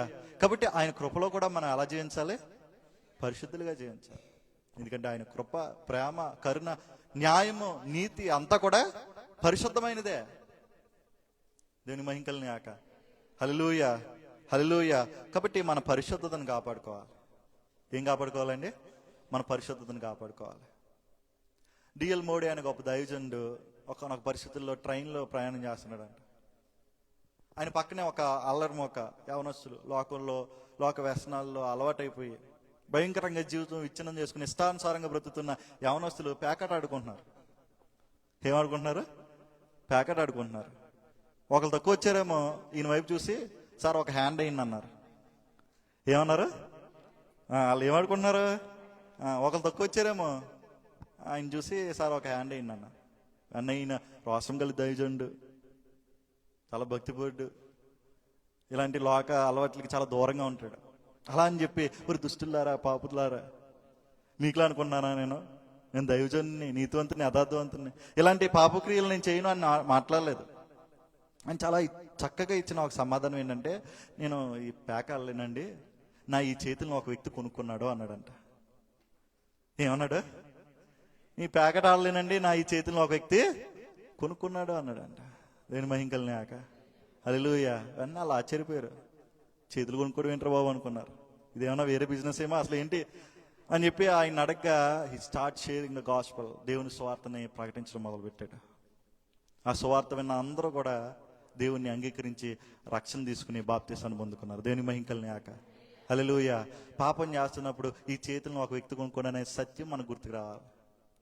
పాపం వైపు పరిగెడుతున్నప్పుడు చేతులు మాత్రమే కాదు, ఈ దేహం అంతా విలువ పెట్టి కొనబడిందనే సత్యము గుర్తుకు రావాలి. మెల్ గిబ్సన్ అనే director passion of the Christ అనే సినిమా తీశాడు. నేను మన ప్రియులు డేవిడ్ గారు వాళ్ళ ఇంట్లో ఉన్నప్పుడు టీవీ చూస్తున్నప్పుడు ఆ షార్ట్ వీడియో చూశాను. ఆ సినిమాలో యేసుక్రీస్తు ప్రభువారి కింద నటించిన వ్యక్తి ఇంటర్వ్యూ చేస్తున్నాడు. ఆ ఇంటర్వ్యూలో ఆయన చెప్పిన మాట ఏంటంటే, సిలువనెక్కించే యాక్షన్ సీన్ తీస్తున్నప్పుడు ఆయన షోల్డర్ డిస్లోకేట్ అయిందంట. ఇప్పుడు సిలువనెక్కించే యాక్షన్ సీన్ తీస్తున్నప్పుడు ఈ షోల్డర్ ఏమైపోయింది? డిస్లోకేట్ అయిపోయింది. ఆ తర్వాత సైన్యం ఆయన్ని అటు ఇటు కుదిపే యాక్షన్ సీన్ ఇంకోటి ఉంటుంది. అది చేస్తున్నప్పుడు వాళ్ళు కొంచెం గట్టిగా కుదిపేశారేమో, పాప ఆయన నాలుగు ఖర్చేసుకున్నాడు, ఆ నోట్లో నుంచి రక్తం కారిపోతా ఉంది. ఆయన ఈ మాటలన్నీ చెప్తున్నప్పుడు నేను అనుకున్నాను, ఒక సాధారణ మానవుడే ఈ యాక్షన్ సీన్ చేస్తున్నప్పుడు, అది ఇంకా నిజం కాదు, అదొక సినిమా. ఒక షోల్డర్ డిస్లోకేట్ అయిపోయింది, నాలుగు కొరుక్కుని రక్తం బయటకు వచ్చేసింది. అలాంటిది నా ప్రభు ఇంకెంత కష్టపడ్డాడు, శ్రమించాడు. ఒకటి తక్కువ 40 కొరడా దెబ్బలు ఆయన మీద పడ్డాయి. ఆయన సుందరమైన ముఖం మీద ఉమ్మి వేశారు, పిడిగుద్దులు గుద్దారు, మృగిలేని మాను మోస్తూ గొలుగొత కొండెక్కాడు. అంత విలువ పెట్టి మనల్ని కొంటే, ఇదిగో మనం ఆయన చేత కొనబడ్డా అనే సత్యాన్ని మర్చిపోయి ఈ దేహాన్ని పాపానికి అప్పగించేస్తున్నాం. డిఎల్ మోడీ అని దైవజనుడు ఏమన్నాడు? నేను ఆట ఆడలేనండి, ఈ చేతిలో ఒక వ్యక్తి కొనుక్కున్నాడు. ఈ దేహము విలువ పెట్టి కొనబడిందని సత్యం నువ్వు గుర్తెరిగితే పాపం వైపు చూడలేవు. పాపం ఈ దేహము చేయలేదు. దేవుని మహింకల్నాక. హల్లెలూయా. కాబట్టి మనం ఏం చేయాలంటే మన పరిశుద్ధతనే కాపాడుకోవాలి. ఎప్పుడైతే మన పరిశుద్ధతని కాపాడుకుంటామో, ఇదిగో పరలోకపు తండ్రి మన నిమిత్తం ఈ నా ప్రియ కుమారుడు ఈయన యందు నేను ఆనందించున్నాను. ఆయన ఆనందించాలంటే మనం పరిశుద్ధంగా జీవించాలి. మనం ఎలా జీవించాలండి? పరిశుద్ధంగా జీవించాలి. ఈ దినాన్న, ఈ సమయాన్ని మనల్ని మనం ప్రశ్నించుకోవాలి, పరిశీలన చేసుకోవాలి. నేను పరిశుద్ధంగా జీవిస్తున్నానా లేదని. ఆ పరిశీలనతోనే క్రైస్తవులుగా మనం బ్రతకాలండి. ఎందుకంటే విలువ పెట్టి కొనబడ్డాం. మనం ఏం పెట్టి కొనబడ్డామండి? విలువ పెట్టి కొనబడ్డాం. అలాగని చెప్పి నేను సిగరెట్ కాల్చనండి, మందు తాగనండి, ఒకరిని తిట్టనండి, కొట్టనండి, కనీసం టీవీ 9 న్యూస్ కూడా చూడండి బాబు, అందుకని నేను పరిశుద్ధం అనుకుంటే పొరపాటు మారలా. ఏ పాపం లేకపోవడం ఒక్కటమే పరిశుద్ధత కాదు. పరిశుద్ధత మీరు అర్థం చేసుకోవడంలో పొరపడకండి. ఏ పాపం లేకపోవడం ఒక్కటే పరిశుద్ధత కాదు. సరే, అయితే కొంచెం ముందుకు వెళ్దాం. ఎంత ముందుకంటే అవ్వ ఆదాము పాపం ఇంకా చేయలేదు, అంత ముందు వరకు వెళ్తాం. అంతకంటే కాదు, ఇంకా ముందుకు వెళ్ళిపోదాం. లూసిఫర్ కూడా పాపం చేయలేదు. ఎవరు పాపం చేయలేదు? లూసిఫర్ కూడా పాపం చేయలేదు. అసలు పాపం అనే కాన్సెప్టే లేదు. అప్పుడు మిమ్మల్ని పిలిచి దేవుని గురించి మీరు వర్ణించండి, వివరించండి, ఒక 3 ముక్కలు రాయండి అంటే ఆ 3 ముక్కల్లో ఒక్క ముక్క అయినా ఆయన పరిశుద్ధుడు అని మీరు రాయరా? అర్థవుతున్నాయి నా మాటలు? ఆ 3 ముక్కల్లో ఒక్క ముక్క అయినా ఆయన పరిశుద్ధుడు అనే మాట రాస్తారా లేదా? రాస్తారా లేదా? కానీ అప్పటికి ఇంకా పాపం అనే కాన్సెప్ట్ ఉందా? లేదు. పాపం ఒకటే లేకపోతే పరిశుద్ధత కాదు. మరి పరిశుద్ధత అంటే ఏంటండి అని అంటే, ప్రపంచంలో చాలా మంది మంచిగా జీవిస్తున్న వారు ఉన్నారు. కట్టుకున్న భార్యకి నమ్మకంగా ఉంటారు, చేస్తున్న ఉద్యోగాలు లంచం తీసుకోకుండా యథార్థంగా పనిచేస్తారు, తోచినంత వరకు ఇతరులకి సాయం చేయడానికే ముందుకు వస్తారు. అలాగని చెప్పి వారిని పరిశుద్ధులు అనొచ్చా? పాపం లేకపోవట, తప్పు చేయకపోవట నిజమైన పరిశుద్ధత కాదు. నిజమైన పరిశుద్ధత అంటే ఆయన పరిశుద్ధతను అంగీకరించడమే. దేని మహిమ కలుగును గాక. ఆయన పరిశుద్ధతలో మన పరిశుద్ధతను కాపాడుకోవడమే నిజమైన పరిశుద్ధత. అంటే ఏంటి? ముందు ఆయన పరిశుద్ధుడని ఆయన అంగీకరించి ఆయన పరిశుద్ధతలో మన పరిశుద్ధతనే కాపాడుకోవాలి. పాపం లేకపోవడం కూడా పరిశుద్ధత, నేను కాదంటలేదు, కానీ అది ఒక్కటే పరిశుద్ధత కాదు. ముందు ఆ పరిశుద్ధత కింద మన పరిశుద్ధతనే కాపాడుకోగలగాలి. దేనికి మహిమ కలుగును గాక. హల్లెలూయా, హల్లెలూయా. కాబట్టి నేను ఇవేం చేయట్లేదండి, త్రాగనండి, సిగరెట్ కాల్చనండి, సినిమాలు చూడనండి, కనీసం న్యూస్ కూడా చూసే అలవాటు నాకు లేదండి. కాబట్టి నేను నీతివంతుని అని మీరు విరవగిపోకండి. మనం ఎప్పుడు ఎవరి పరిశుద్ధతలో ఉన్నామని చూసుకోవాలి? దేవుని పరిశుద్ధతలో ఉన్నామో లేదో చూసుకోవాలి. దేని మహిమ కలుగును గాక. హల్లెలూయా, హల్లెలూయా. అయితే ప్రియులారా, తర్వాత ఆయన స్వరం వినబడింది. యేసుక్రీస్తు ప్రభువారి బాప్తీసం ఇచ్చి యోహాను ద్వారా బాప్తీసాన్ని పొందుకుని బయటికి రాగానే ఒకటి దేవుని ఆత్మ ఆయన మీదకి దిగొచ్చింది. ఆ తర్వాత స్వరం వినబడింది. ఏం వినబడిందండి? స్వరం వినబడింది. ఎప్పుడైతే ఆ క్రీస్తుని అంగీకరిస్తాం, ఎప్పుడైతే ఆ పరిశుద్ధతను అంగీకరిస్తామో అప్పుడు దేవుని స్వరాన్ని వినగల సమర్థత మనకు వస్తుంది. ఏ సమర్థత? దేవుని స్వరాన్ని వినగల సమర్థత. ఒక్కరైనా మీలో దేవుని స్వరాన్ని వినగలుగుతున్నారా? అలా ఇంకా వినలేకపోతున్నారంటే మీకు ఇంకా రక్షణ భాగ్యం లేదు. మీరు ఇంకా సజీవమైన ఆ పరిశుద్ధిని అంగీకరించలేదు. ఆ స్వరం వినిపిస్తే మనం ఏం చదవాలో ఆయన చెప్తాడు, ఏ కోర్సు తీసుకోవాలో ఆయన చెప్తాడు, ఏ ఉద్యోగం చేయాలో ఆయన చెప్తాడు, ఎవరిని పెళ్లి చేసుకోవాలో ఆయన చెప్తాడు, ఎలా జీవనాన్ని కొనసాగించాలో కూడా ఆయన ఎప్పుడు ఎలా ప్రతిస్పందించాలో, ఇలా ప్రతి విషయంలోనూ దేవుని స్వరము జోక్యం చేసుకుంటుంది. మన సొంత నిర్ణయాల మీద, మన సొంత జ్ఞానం మీద ఆధారపడి కొట్టుమిట్లాడాల్సిన పని లేదు. మనకి ఎప్పుడు ఎవరు తోడుగా ఉంటారో? దేవుడు తోడుగా ఉంటాడు. ఆయన స్వరము తోడుగా ఉంటుంది. ఇంగ్లీష్లో రేమా అంటారు. దానికి అర్థము దేవుని స్వరం అని అర్థం. నేనండి దేవుని స్వరం. ఆ స్వరం మనకుందా? ఆ స్వరం మనకు వినిపిస్తుందా? వినిపించిన ఆ స్వరానికి నువ్వు లోబడి చేస్తున్నావా? ఆ స్వరం నాకు ఇంకా వినిపించట్లేదని అంటే you start spending time with God. దేవునితో సమయాన్ని గడపు, ఆయన యొక్క సహవాసాన్ని పొందుకో, సహకారాన్ని అందుకో. కాగా దేవుడి యొక్క స్వరాన్ని వినగల బాధ్యతని, యోగ్యతని దేవుడు మనకే అనుగ్రహిస్తాడు. దానికి మహిమ కలుగును గాక. హల్లెలూయా, హల్లెలూయా. సౌలు అపోస్తలుడైన పౌలు కింద మారక ముందు ప్రధాన యాజకుల యొక్క అధికారాన్ని అందుకుని క్రైస్తవుల్ని హింసించడానికి, సంఘాలను కూలగొట్టడానికి నిశ్చయించుకుని దమస్కా మార్గం గుండా వెళ్తాడు. ఏ మార్గం గుండా వెళ్తున్నాడండి? దమస్కా మార్గం గుండా వెళ్తున్నాడు. ఇంతలోని ఏమవుతుంది? He encounters with God. దేవుని స్వరాన్ని వింటాడు. ఎవరు ఆపేస్తారు? దేవుడు ఆపేస్తాడు. సౌలా సౌలా నన్ను ఎందుకు హింసించుతున్నావు అంటాడు. ఇప్పుడు చెప్పండి, ఆ స్వరాన్ని సౌలు అక్కడే విన్నాడా? ఆయనతో వెనకాల ఉన్న సైన్యం అంతా విందా? వినండి. ఇప్పుడు మేము పట్టుకుంటాను మిమ్మల్ని. చెప్పండి, సౌలు అక్కడే విన్నాడా? మిగతా వారు అందరూ విన్నారా? సౌలు అక్కడే విన్నాడండి, మిగతా వారు ఎవరు వినలేదు అన్నవారు చేతులెత్తండి. అర్థమైంది నా ప్రశ్న? సౌలు అక్కడే విన్నాడండి, మిగతా వారు ఎవరు వినలేదండి అన్నవారు చేతులెత్తండి త్వరగా. సరిగ్గా ఎత్తన్నమ్మా. నేను మీకు సగం చేతిలో ఉన్నాయేటి? Very good. ఈయనండి సౌలు అక్కడే విన్నాడు, మిగతా వారు ఎవరు వినలేదు. బాగానే ఉంది. ఒకసారి చూడండి మీ పరిశుద్ధ గ్రంథాన్ని తెరిచి. అపొస్తలుల కార్యములు 9:7. అపొస్తలుల కార్యములు 9:7. అతనితో ప్రయాణము చేసిన మనుషులు ఆ స్వరము వినిరి గాని ఎవరిని చూడక మౌనులై నిలబడిరి. ఇప్పుడు ఇందాక చేతులెత్తిన వాళ్ళు ఎవరండి? ఏమనుంది అక్కడ? అతనితో ప్రయాణం చేసిన మనుషులు ఆ స్వరము వినిరి కానీ ఎవరిని చూడక మౌలే ఉండరు. ఇందాక చేతులు ఎత్తలేదు కదా, వాళ్ళు చేతులు ఎత్తండి. ఇప్పుడు ఇందాక చేతులు ఎత్తడం వాళ్ళు అందరూ చాలా మంది ఉన్నారు కదా, సర్లే మీరు అలా ఉండండి. మీ వెర్షన్ ఏంటి? చెవులు ఒక్కడే విన్నాడండి, మిగతా వాళ్ళు ఎవరు కూడా వినలేదు. మీకు ఒక వాక్యం చూపించాను. అపోస్తలుల కార్యములు 22:9 వచ్చిన చదవండి.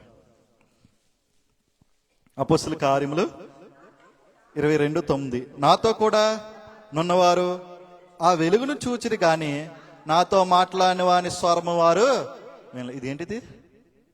ఇది ఎక్కడ కూడా? అక్కడేమోని స్వరాన్ని అందరూ విన్నారని ఉంది, ఇక్కడ నేను మాత్రం విన్నాను, నాతో ఉన్నవారు ఎవరు కూడా వినలేదని ఉంది. మొత్తానికి మనల్ని అందరినీ వెర్రులు చేసేద్దామని పాస్టర్ గారు డిసైడ్ అయిపోరు అని అనుకోకపోతే మీకు ఒక సందర్భాన్ని జ్ఞాపకం చేస్తాను. దీన్ని బట్టి అసలు దేవుని స్వరాన్ని అర్థం చేసుకునే ప్రయత్నం చేయాలి. దేవుడు మోషేతో మాట్లాడతాడు. సినాయి కొండ మీద దేవుడు అయిన యెహోవా ఎవరితో మాట్లాడుతున్నాడు అండి? మోషేతో మాట్లాడుతున్నాడు. ఇప్పుడు దేవుని స్వరాన్ని మోషే విన్నాడా లేదా? విన్నాడా లేదా? గట్టిగా చెప్పండి. విన్నాడు కాబట్టి ధర్మశాస్త్రాన్ని రాయగలిగాడు. అయితే దేవుని స్వరము సర్వ సమాజానికి వినబడిలాగిన దేవుడు వారిని కూడా పిలిపిస్తాడు. ఆ కొండ కింద ఉన్న సర్వ సమాజానాన్ని పిలిపించి ఆయన స్వరాన్ని వినిపించాలనుకుంటాడు. కానీ ఇక్కడ ఒక చిన్న కండిషన్ ఉంది. ఏంటి ఆ కండిషన్ అంటే, అలా కొండ దగ్గరికి వచ్చిన వారు ఎవరు కూడా కొండ ఎక్కకూడదు, కనీసం ఆ కొండ ప్రాకారాలను కూడా తాకకూడదు. అప్పుడే నేను మాట్లాడతాను అన్నట్లుగా దేవుడు నిర్ణయం తీసుకుని కండిషన్ పెట్టి దేవుడు మాట్లాడడం స్టార్ట్ చేస్తాడు. దేని మహింకలనాక హల్లెలూయా. ఎవరు మాట్లాడడం స్టార్ట్ చేశారండి? దేవుడు మాట్లాడడం స్టార్ట్ చేశారు. సర్వ సమాజము కూడా ఆ కొండ ఆవలి నిలబడి ఆయన స్వరాన్ని వింటుంది. కానీ ఇక్కడ గమ్మత్తు ఏంటంటే, దేవుని స్వరం అయితే వినబడింది, కానీ ఎప్పుడైతే ఆయన ఆజ్ఞలను వివరిస్తున్నాడో ఆ స్వరము ఆ సర్వ సమాజానికి వినబడలేదు. అవి ఒక గొప్ప శబ్దముగాను పెద్ద పెద్ద ఉరుములుగాను వారు విని మూర్ఛల్లి చచ్చిపడిన వారుగా కింద పడిపోయారంట. ఎలాగండి? మూర్ఛల్లి చచ్చిపడిన వారుగా కింద పడిపోయారు. కానీ ఆ ఆజ్ఞలు మాత్రం ఎవరు వింటున్నారు? మోసే వింటున్నాడు. బాగా అర్థమయ్యేలా చెప్పాలంటే, చక్కగా చదువుకున్న కుర్రాన్ని తీసుకొచ్చి కూర్చోబెట్టి రాయిరా యాపిల్, క్యాట్, బాల్ ఇలా చెప్పుకుంటూ వచ్చాం అనుకో, ఆడు చదువుకున్నాడు కాబట్టి ఆ డిక్టేషన్ రాసేస్తాడా లేదా? ఎందుకంటే చదువుకునే కుర్రాడు. ఏ ఫర్ యాపిల్ అంటే ఏంటో తెలుసు, బి ఫర్ బాల్ అంటే, సి ఫర్ క్యాట్ అంటే టక్ టక్ టక్ అని రాసేస్తాడు. చదువులేని వద్దునే ఇలా తీసుకొచ్చి కూర్చోరా నువ్వు రాయరా అంటే ఆడు కళ్ళు తిరిగి పడిపోతాడు. ఎందుకంటే వాళ్ళు ఏం లేదు, మ్యాటర్ లేదు. అది నిజంగా పడిపోయాడు లేదని పక్కన పెడితే యాక్షన్ అయినా చేస్తాడు. ఎందుకంటే వాళ్ళు ఏం లేదు, చదువు లేదు. ఇక్కడ అదే జరిగింది. ఇంట్లో ఆత్మీయత ఉంది, యథార్థత ఉంది, దేవుడు అంటే ఏంటో తెలిసిన సంపూర్ణ జ్ఞానం ఉంది. కాబట్టి ఆ ఆజ్ఞలు చాలా స్పష్టంగా ఉన్నాడు, చక్కగా రాసేసుకుంటున్నాడు. కానీ ఆత్మీయత ఎవరిలో లేదు, జనాల్లో లేదు. అందుకనే ఆ ఆజ్ఞలు విన్నప్పుడు అవి ఉరుముల్లాగా శబ్దాల్లాగా వినబడి మూర్ఛల్లి చచ్చిపడిన వాళ్ళ కింద పడిపోవడం జరిగింది. దేవుని మహింకల్నాక హల్లెలూయా. కాబట్టి ఇక్కడ దేవుని స్వరాన్ని వినాలంటే మనలో పరిశుద్ధత ఉండాలి. మనకు ఉండాల్సిన క్వాలిఫికేషన్ ఏంటి? పరిశుద్ధత ఉండాలి. పాపం అంతా చేసి 1-2 గంటలు దేవుని మందిరంలో గడిపిస్తే ఆయన స్వరం వినేవాళ్ళండి నువ్వంటే కుదరదు. నీ జీవితాన్ని పరిశుద్ధమైన జీవితంగా మార్చుకోవాలి. ఆయనకి ఏమైనా కార్యాలను నువ్వు విడిచిపెట్టే ధైర్యము చేయగలగాలి. అప్పుడే ఆయన స్వరాన్ని నువ్వు వినగలవు. ఇక్కడ ప్రజలు వినగలిగారా? వినలేకపోయారు. ఎందుకంటే ఆ సమర్పణ లేదు, మోసేకున్న స్పృహ లేదు. కాబట్టి ఆ ఆజ్ఞలు గొప్ప ఉరుముల్లా శబ్దంలా వినబడడంతో మూర్ఛల్లి చచ్చిపడిన వారుగా కింద పడిపోవడం జరిగింది. ఒకసారి యోహాను సువార్త 12:29 చదువుకుందాం. యోహాను సువార్త 12:29. కాబట్టి అక్కడ నిలుచుడి వినిన జనసమూహము ఉరిమెను అనిరి, మరికొందరు దేవదూత ఒకడు ఆయనతో మాట్లాడిననిరి. మరొక ఒకసారి చదువుకుందాం. కాబట్టి అక్కడ నిలుచుండి వినిన జనసమూహము ఉరిమెననిరి, మరికొందరు దేవదూత ఒకడు ఆయనతో మాట్లాడిననిరి. ఇక్కడ 2 బ్యాచ్లు ఉన్నాయి. ఈ వాక్యం చదివితే 2 బ్యాచ్లు ఉన్నాయనే విషయం అర్థమవుతుంది. ఒక బ్యాచ్ కంట ఉరినట్టు అనిపించిందంట, ఇంకొక బ్యాచ్ కంట దేవదూత మాట్లాడినట్టుగా అనిపించిందంట. చూస్తున్నారు అక్కడ distinct difference between this 2 batches. ఒక బ్యాచ్ వారు అంటే ఉరిమింది అంటున్నారు, ఇంకొక బ్యాచ్ వారు దేవదూత మాట్లాడింది. ఆ సత్యాన్ని గ్రహించగలిగారంటే వారి పరిశుద్ధులు, పవిత్రులు, నిజమైన రక్షకుడిని అంగీకరించిన క్రైస్తులుగా ఉన్నారు. కాబట్టి దేవదూత మాట్లాడిందని సత్యాన్ని గ్రహించగలిగారు. మిగతా బ్యాచ్ రక్షకుడిని అంగీకరించలేదు. పరిశుద్ధత అంటే ఇంకా ఏంటో తెలియలేదు. కాబట్టి ఒక ఖచ్చితమైన స్పష్టమైన స్వరం వినిపించినప్పటికీ ఉరిమిందని వేస్తున్నారు. ఏమని వేస్తున్నారు? ఉరిమిందని వేస్తున్నారు. నేను గట్టిగా మాట్లాడితే పాస్టర్ గారు అరిస్తాడు అంటారు. ఎప్పుడు? వీళ్ళు పరిశుద్ధత లేనప్పుడు అంటారు లేదా? అన్ని సమస్యలే మాకు. ఎలాంటి సమస్యలు ఉంటాయంటే, మీకంటే గొప్పగా ఉన్నాడు అనుకోండి, ఓర్చుకోలేరు. అలాగని పేదరికంలో ఉంటే పట్టించుకోరు. గొప్పగా ఉంటేనేమో ఓర్చుకోలేము, పేదరికంలో ఉంటేనేమో పట్టించుకోలేము. గట్టిగా ముక్కుసూటిగా మాట్లాడితే పాస్టర్ గారికి ప్రేమ లేదు అంటాం. గట్టిగా ముక్కుసూటిగా బల్లగుద్ది వాకింగ్ చెప్తే ఏమంటాం? పాస్టర్ గారికి ప్రేమ లేదు అంట. సర్లే, ఎందుకు వచ్చిన కూడా నెమ్మదిగా చెప్దామని నేను నెమ్మదిగా చెప్పడం మొదలుపెట్టాం అనుకో, పాస్టర్ గారిలో ఉద్యోగం లేదంటారు. ఏమంటారు? పాస్టర్ గారిలో ఉద్యోగం లేదంటారు. ఓ బాబు, ఎందుకు వచ్చిన కూడా వాటి గట్టిగా కాదు, ఇటు నెమ్మదిగా కాదు, కొంచెం నవ్వుతో చెప్తామంటే వీళ్ళలో రోసం లేదంటారు. ఏమంటారు? వీళ్ళలో ఏదైనా సమస్య మీతోనే. అందుకని కొంచెం జాగ్రత్తగా బతకాలి. మేము ఎలా బతకాలి? జాగ్రత్తగా బతకాలి. నేను మహింకల్ని కాక హల్లెలూయా. అక్కడ ప్రజలు అక్కడ ఉరిగింది అన్నారు, కానీ ఇంకొక ప్రజలు ఏమన్నారు? దేవదూత మాట్లాడాడు. ఎందుకంటే వారిలో అటు స్పృహ ఉంది, ఆత్మీయత ఉంది, పరిశుద్ధత ఉంది, దేవునికి తమ జీవితాలను అర్పించుకోగల సమర్పణ ఉంది. అది మనకు ఉండాలి. ఆ పరిశుద్ధత ఉన్నప్పుడే దేవుడు నీతో మాట్లాడతాడు. ఇక్కడే కాదు, ఎక్కడైనా కానీ, నువ్వు ఎలా ఉన్నా కానీ, ఏ పరిస్థితుల్లో ఉన్నా కానీ స్పష్టమైన దేవుని స్వరాన్ని నువ్వు వినగలుగుతావు. ఆమేన్. ఆ స్వరం వినబడుతుందా? మరి ఆ స్వరం వినబడాలంటే దేవునితో సమయాన్ని గడపాలి, సహవాసాన్ని పెంచుకోవాలి, ఆయన ఇచ్చే సహకారాన్ని అందుకోవాలి. You should start listening the voice of God. దేవుని స్వరాన్ని వినగలగాలి. దేవునికి మహింకల్ని ఆక హల్లెలూయా. ఇదిగో ఆ స్వరము వినబడినప్పుడు, దేవునిలో మనం బలపడినప్పుడు పరలోకపు దర్శనాలు దేవుడు మనకు అనుగ్రహిస్తాడు. ఏ దర్శనాలండి? పరలోకపు దర్శనాలు. నీకు కూడా సత్యాన్ని దేవుడు నీ కొరకు బయలుపరుస్తాడు. భక్తుడైన ఎజికేలు పరలోకపు దర్శనాలను చూశాడు. చూడండి ఒకసారి ఎజికేలు గ్రంథము 1వ అధ్యాయం 1వ వచనము.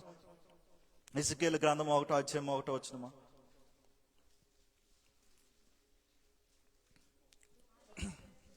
ముప్పదవ సంవత్సరము 4వ నెల 5వ దినమున నేను కేబారు నది ప్రదేశమున చెరలోని వారి మధ్య కాపురముండిటిని. ఆ కాలమున ఆకాశము తెరవబడును, దేవుని గూర్చిన దర్శనములు నాకు కలిగెను. అక్కడ ఆకాశము తెరవబడని ఉంది, కానీ ఇంగ్లీష్ ట్రాన్స్లేషన్ లో హెవెన్ అని ఉంటుంది. పరలోకము తెరవబడును. ఆయన ఏం పొందుకున్నాడంట? దేవుని గూర్చిన దర్శనాల్ని పొందుకున్నాడంట. దేవుని మహిమ ఆక హల్లెలూయా. దానికి కారణము ఆయన ఆత్మీయ కన్నులు తెరవబడ్డాయి. అందుకని ఏం చూడగలిగాడు? పరలోకపు ద్వారము తెరవబడ్డం చూడగలిగాడు. ఇక్కడ మీకోసం చిన్న ప్రశ్న. ఇప్పుడు పరలోక ద్వారం తెరబడిందా, మూయబడిందా? నేను ప్రశ్నలు ఎక్కువైపోయి ఈరోజు అనుకుంటున్నారా? ఇరకాటంలో పిడేదామని నేను డిసైడ్ అయ్యి వచ్చాను నేను. చెప్పండి, పరలోక ద్వారం తెరవబడిందా, మూయబడిందా? చేతులు ఎత్తితే మళ్ళా వదిలే, చేతులు ఎత్తద్దు. చెప్పండి, తెరబడిందా? తెరబడిందా, తెరబడలేదా? అందరూ చెప్పట్లేదు. తెరవబడింది. ఇంకా గట్టిగా మాట్లాడితే ఇంకా పెద్దదిగా తెరవబడింది. ఆ పరలోక ద్వారంలో నేను ప్రవేశిస్తూ ఇంకొకరిని ప్రవేశించే బాధ్యత మన మీద కూడా ఉంది. దేవుని మహింకల్ని హల్లెలూయా. మనల్ని మనం ప్రవేశపెట్టడమే కాదు, ఇతరులను కూడా ప్రవేశపెట్టే బాధ్యత మన మీద ఉంది. గట్టిగా మాట్లాడితే ఇంకా పెద్దగా తెరిచి ఉంచాడు పరలోక ద్వారాన్ని. నీతో పాటు ఇంకో ఇద్దరినే తీసుకొస్తావని. కొంతమంది నిమిత్తం నేను చాలా సంతోషిస్తున్నాను. ఎందుకంటే నేను చాలా స్పష్టంగా చూస్తున్నాను. వారు సువార్తను ప్రకటించి అన్యులను కావచ్చు, క్రైస్తవంలోనే వెనకబడిపోయిన వారిని కావచ్చు, మళ్ళా దేవుని సంఘాలకు నడిపిస్తా ఉన్నారు. మీరు చేసిన పని ఊరికనే పోదు. అనుకోని విధంగా దేవుడు మిమ్మల్ని ఇచ్చేస్తాడు. దేవుని మహింకల్ని ఆక ఊహించని అద్భుతాలని, బహుమానాలను మీ జీవితంలో చూడబోతారు. దేవుని మహింకల్ని ఆక హల్లెలూయా. నువ్వు ఒక్క ఆత్మని తీసుకొస్తే పరలోక రాజ్యంలో గొప్ప విందు జరుగుతుంది, పండగ జరుగుతుంది. కాబట్టి సువార్తను ప్రకటించే క్రైస్తులుగా మనం ఉండాలి. ఎందుకంటే పరలోకపు ద్వారము ముయ్యబడలేదండి, తెరవబడింది, ఇంకా పెద్దదిగా తెరవబడింది. మనం వస్తూనే 2-3 తీసుకురావాలి. 2 బస్సులు ఉన్నాయి, ఒక బస్సులో జనం తగ్గిపోతున్నారు ఈ మధ్యన. మరి ఏమైందో ఏంటో. రేపు వారం అంతా ఆ ఏరియాలో ఉంటాను నేను. సిద్ధపడిపోండి మీరు. నేను భయంకరం కాక హల్లెలూయా. వాళ్ళు బళ్ళు అవుతాయి, బళ్ళు వాళ్ళు అవుతాయి అంటారు కదా, అలా ఉంది. ముందు వాళ్ళతో వచ్చేసేవారు, బాగా వచ్చేసారు, ఇప్పుడు అటు ఇటే అయిపోయింది పాపం. ప్రార్థన చేద్దాం. దేని భయంకరం కాక హల్లెలూయా, హల్లెలూయా. ఒకసారి అపొస్తలుల కార్యాలు 7వ అధ్యాయం 56వ వచనం చదువుకుందాం. అపొస్తలుల కార్యాలు 7వ అధ్యాయం 56వ వచనం. ఆకాశము తెరవబడుటయు మనుష్య కుమారుడు దేవుని కుడిపార్శ్వమందు నిలిచి ఉండుట చూచునని చెప్పును. ఆకాశము తెరవబడినప్పుడు, పరలోక రాజ్యములో ఉన్న ద్వారము తెరవబడినప్పుడు ఏం చూస్తాం? లోపల ఏముంది? నరకం ఉందా? లేదు లేదు. సింహాసనం మీద ఆసీనుడిగా తండ్రి కుడిపార్శ్వమందు కూర్చున్న క్రీస్తు మనకు కనబడతాడు. ఎవరు కనబడతారండి? క్రీస్తు మనకు కనబడతాడు. What is the benefits of seeing the heavenly gate అంటే, ఇదిగో ఆ ద్వారములో క్రీస్తుని చూడగలుగుతాం. ఎవరిని చూడగలుగుతాం అండి? క్రీస్తుని చూడగలుగుతాం. దేనికి మహిమ కలిగాక హల్లెలూయా. క్రైస్తువుగా ఈ అనుభవం మనకు ఉండాలి. అలాగని చెప్పి నిజంగానే పరలోక ద్వారము, అందులో కుడిపార్శ్వం మీద కూర్చున్న క్రీస్తు కనబడిపోతాడని కాదు నా ఉద్దేశం. ఆ రక్షణ భాగ్యంలో ఉన్న మహిమ అలాంటిది. నువ్వు అందుకునే రక్షణ భాగ్యంలో ఉన్న మహిమ అలాంటిది. నీ కొరకు ఏం తెరబడుతుంది? పరలోక ద్వారము తెరవబడుతుంది. క్రీస్తు ఆశీనుడిగా నేను అభిషేకించడం ప్రారంభిస్తాడు. ఇక్కడ భక్తుడైన పేతురు గారు మధ్యాహ్నంలో ఆకలితో మలమల మాడిపోతున్న పరిస్థితుల్లో పరలోక ద్వారము తెరబడ్డం ఆయన చూస్తాడు. యేసుకేలు భక్తుడు కూడా పరలోక ద్వారము తెరబడ్డం చూస్తాడు. రాళ్లతో కొట్టబడుతున్నప్పుడు స్టెఫను కూడా పరలోక ద్వారము తెరవబడ్డం చూస్తాడు. వీరందరూ పరలోక ద్వారం తెరబడ్డం చూస్తారు. వీరే కాదు, ప్రార్థన మంది గ్రంథంలో ఉన్న అసియా కావచ్చు, దానియేలు కావచ్చు, వీరందరూ కూడా ఏం చూస్తారండి? పరలోక ద్వారం తెరవబడ్డం చూస్తారు. మనం అందరం చూడగలగాలి. పరలోక ద్వారం తెరబడ్డం అంటే రక్షణ భాగ్యాన్ని పొందుకోవడం. పరలోక ద్వారము తెరబడ్డం, ఆయన ఇచ్చే రక్షణ పొందుకోవాలి. ఆయన పరిశుద్ధాత్మ శక్తి మనలో ఉండాలి. ఇదిగో ఈయన నా ప్రియకుమారుడు, ఈయన నా ప్రియకుమార్తె, వీరి అందు నేను ఆనందించుచున్నాననే స్వరం మన పట్ల దేవుడు వినిపించాలి. ఈ 3 మన జీవితంలో కలగాలి. మరొకసారి చూడండి, అదే అపొస్తలుల కార్యములు 10వ అధ్యాయము 11వ వచనాన్ని. ఆకాశము తెరవబడుటయు 4 చెంగులు పట్టి దింపబడిన పెద్ద దుప్పటి వంటి ఒక విధమైన పాత్ర భూమి మీదకి దిగి వచ్చుటయు చూసెను. ఆమేన్. భక్తుడైన యోహాను కూడా పరలోక ద్వారము తెరవబడ్డం చూస్తాడు. ఆయన ప్రకటన గ్రంథాన్ని రాయికి ముందు చూసిన విషయం ఏంటంటే పరలోక ద్వారము తెరవబడ్డ. ఆ తర్వాతే ప్రకటన గ్రంథాన్ని రాయగలుగుతాడు. దీనికి అర్థం ఏంటంటే ఆ పరలోక ద్వారము నీ జీవితంలో తెరవబడిందా, ఎక్కలేని రహస్యాలు దేవుడు నీకు బయలుపరుస్తాడు. ఎప్పుడనంటే మన జీవితంలో పరలోక ద్వారము తెరవబడాలి. చూడండి ఒకసారి ప్రకటన గ్రంథము 4:1. ప్రకటన గ్రంథము 4:1. ఈ సంగతులు జరిగిన తర్వాత నేను చూడగా అదిగో పరలోకమందు ఒక తలుపు తెరవబడి ఉండెను. చాలండి, పరలోకమందు ఒక తలుపు తెరవబడి ఉండెను. ఈ భక్తులందరూ కూడా తమ ఆత్మీయ జీవితాల్లో ఏం చూశారండి? పరలోక ద్వారము తెరవబడ్డం చూశారు. మనం కూడా చూడాలి. రక్షణ భాగ్యాన్ని పొందుకున్న మనం అందరం కూడా పరలోక ద్వారం తెరవబడ్డం చూడాలి. అంటే ఆ రక్షణ భాగ్యాన్ని అందుకోవాలి, అనుభవించాలి. అదే పరలోక ద్వారము తెరవబడ్డం అంటే. ఇప్పుడు ఆయన స్వరాన్ని వింటే పరలోక ద్వారము తెరవబడుతుంది. అయితే ఇలా పరలోక ద్వారం తెరవబడితే రహస్యాలు తెలియడమే కాదు, దేవదూతల పరిచర్య దేవుడు మనకు అనుగ్రహిస్తాడు. ఎవరి పరిచర్య అంటే నీ కొరకు నా కొరకు దేవదూతలు వచ్చి మనకి పరిచర్య అందిస్తారంట. ఏమందిస్తారండి? పరిచర్య అందిస్తారు. దేనికి మహిమ కలిగాక హల్లెలూయా. యేసుక్రీస్తు ప్రభువారు సమస్యల్లో ఉన్నప్పుడు ఎవరు పరిచర్య చేశారు? దేవదూతలు వచ్చి పరిచర్య చేశారు. అలాంటి పరిచర్య మనకు కూడా కలుగుతుంది. అంటే అలాంటి కాపుదల దేవుడు నీ పట్ల నా పట్ల ఉంచగలుగుతాడు. ఎప్పుడనంటే మన జీవితంలో రక్షణ భాగ్యాన్ని పొందుకున్నప్పుడు, మన నిమిత్తము పరలోక ద్వారము తెరబడినప్పుడు, ఆయన స్వరాన్ని వెంటో నువ్వు ప్రారంభించావా, ఆయన గొప్ప కాపుదల మన చుట్టూ ఉంటుంది. మన పిల్లల చుట్టూ, వారి చదువుల చుట్టూ, వారి భవిష్యత్తుల చుట్టూ, మన అన్నవారందరి చుట్టూ కూడా పరలోక ద్వారములో దిగి వచ్చిన దేవదూతల కాపుదల ఖచ్చితంగా దేవుడు అనుగ్రహిస్తాడు. కాబట్టి ఈ దినాన్న, ఈ సమయాన్న రక్షణ సాధించాలనే ఆలోచన మనందరికీ ఉండాలి. రక్షణ పొందుకున్న వారందరూ కూడా దేవుని స్వరాన్ని వినాలనే ఆశతో ఉండాలి. ఏ ఆశ అండి? దేవుని స్వరాన్ని వినగలగాలి. చివరిగా హెబ్రీయులకు రాసిన పత్రిక 1వ అధ్యాయము 4వ వచనాన్ని చదువుకుందాం. హెబ్రీయులకు రాసిన పత్రిక 1వ అధ్యాయము 4వ వచనము. ఆయన దేవుని మహిమ యొక్క తేజస్సును, ఆయన తత్వం యొక్క ఏంటండి మూర్తిమంతమునై ఉండి తన మహత్తు గల మాట చేత సమస్తమును నిర్వచించు. చూడండి, పరలోకపు ద్వారం మన జీవితంలో తెరవబడినప్పుడు ఆయన సమస్తమును నెరవేర్చే క్రీస్తుగా వ్యవహరిస్తాడు. మన జీవితంలో ప్రతి అవసరత దేవుని యొక్క ఐశ్వర్యములో తీర్చబడుతుంది. అలా తీర్చబడాలంటే మనం రక్షణ సాధించాలి, దేవుని ఆత్మతో నింపబడాలి. ఇదిగో మన పట్ల దేవుడు గొప్ప సాక్ష్యాన్ని చెప్పగలగాలి. చివరిగా చూడండి, అలా పరలోకపు ద్వారం తెరబడినప్పుడు చాలా బెనిఫిట్స్ మనకున్నాయి. ఒకటే, రహస్యాలు తెలుసుకోగలుగుతావు. 2, దేవదూతల పరిచర్య అంటే కాపుదలను ఇచ్చి దేవుడు మనల్ని నడిపిస్తాడు. 3, పరలోకపు నిధి మనం పొందుకుంటాం. ఏ నిధి అంటండి? పరలోకపు నిధి. చూడండి, ద్వితీయోపదేశకాండం 28:12 మనం చదువుకుంటే, ద్వితీయోపదేశకాండం 28వ అధ్యాయము 12వ వచనము.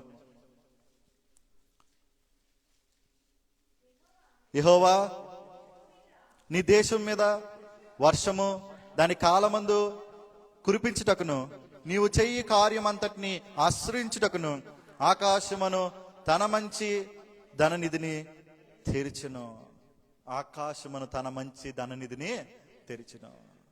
ఎప్పుడైతే ఆయన చూసే కన్నులు కలిగి మనం ఉంటామో, ఆయన స్వరాన్ని మనం వినగలుగుతాము, పరలోకపు నిధి మన కొరకు తెరబడుతుంది. మన అవసరతలన్నింటినీ దేవుడు తీర్చేస్తాడంటే ఆ నమ్మకం, ఆ విశ్వాసం మనకు ఉండాలి. ఇన్ని గుప్తమైన ఆశీర్వాదాలు మన పట్ల దేవుడు జరిగిస్తా ఉన్నాడు.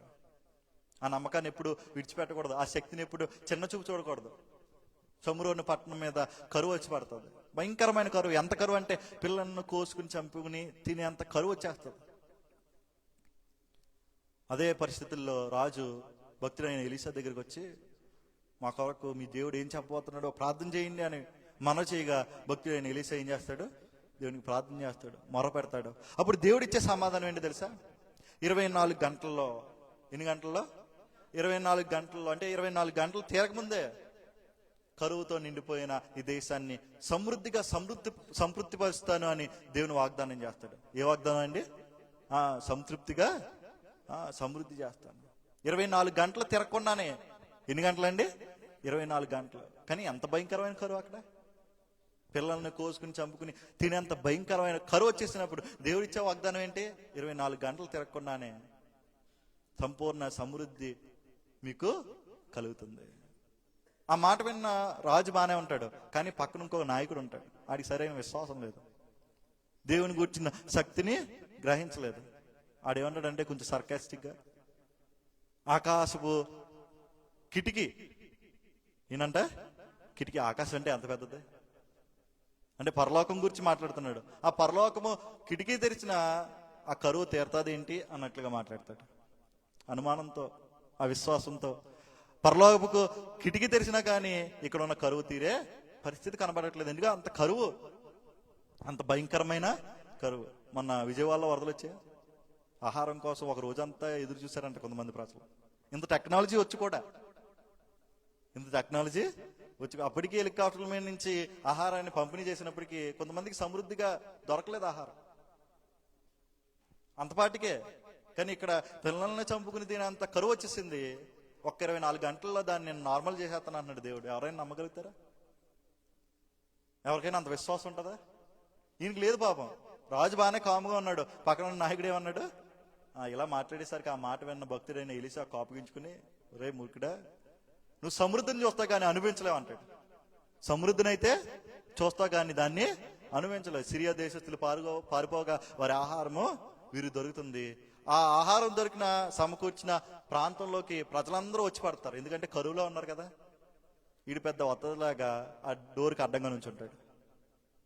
ఆహారం అటు ఉంటే ప్రజలు ఇటు నుంచి వస్తుంటే ఈడి మధ్యలో నుంచుంటాడు. తొక్కుని వెళ్ళిపోతారు అంతే. సమృద్ధిని చూస్తాడు కానీ ప్రాణాలతో ఉండడం. కాబట్టి దేవుని యొక్క శక్తిని శంకించేవారుగా మనం ఉండకూడదు. ఆయన నీ పట్ల ఒక వాగ్దానం చేశాడంటే అది పరలోకపు నిధినిచ్చైనా నెరవేర్చగల సమర్థమైన దేవుడు. దేవునికి మహిమ కలిగాక హల్లెలూయా.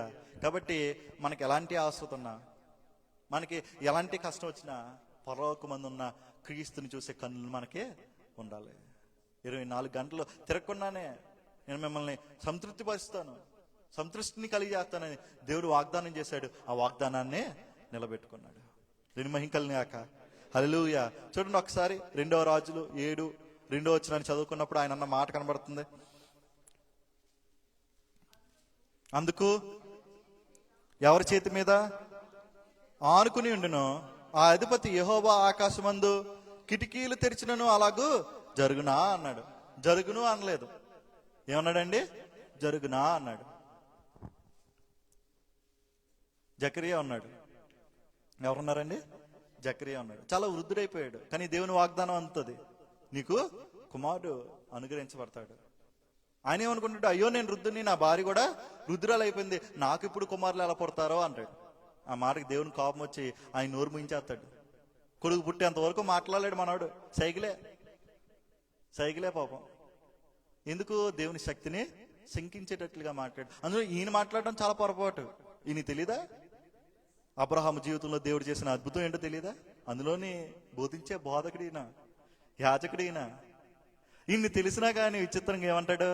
అయ్యో నేను వృద్ధుణ్ణి, నా భార్య కూడా వృద్ధురాలే, మాకు ఈ టైంలో కొడుకు ఎలా పడతారండి అనగానే దేవుడు వెంటనే ఏం చేస్తాడు? నోరు ముయించేస్తాడు. దేవుని చేత నోరు ముయించుకునే ప్రజలుగా మనం ఉండకూడదు.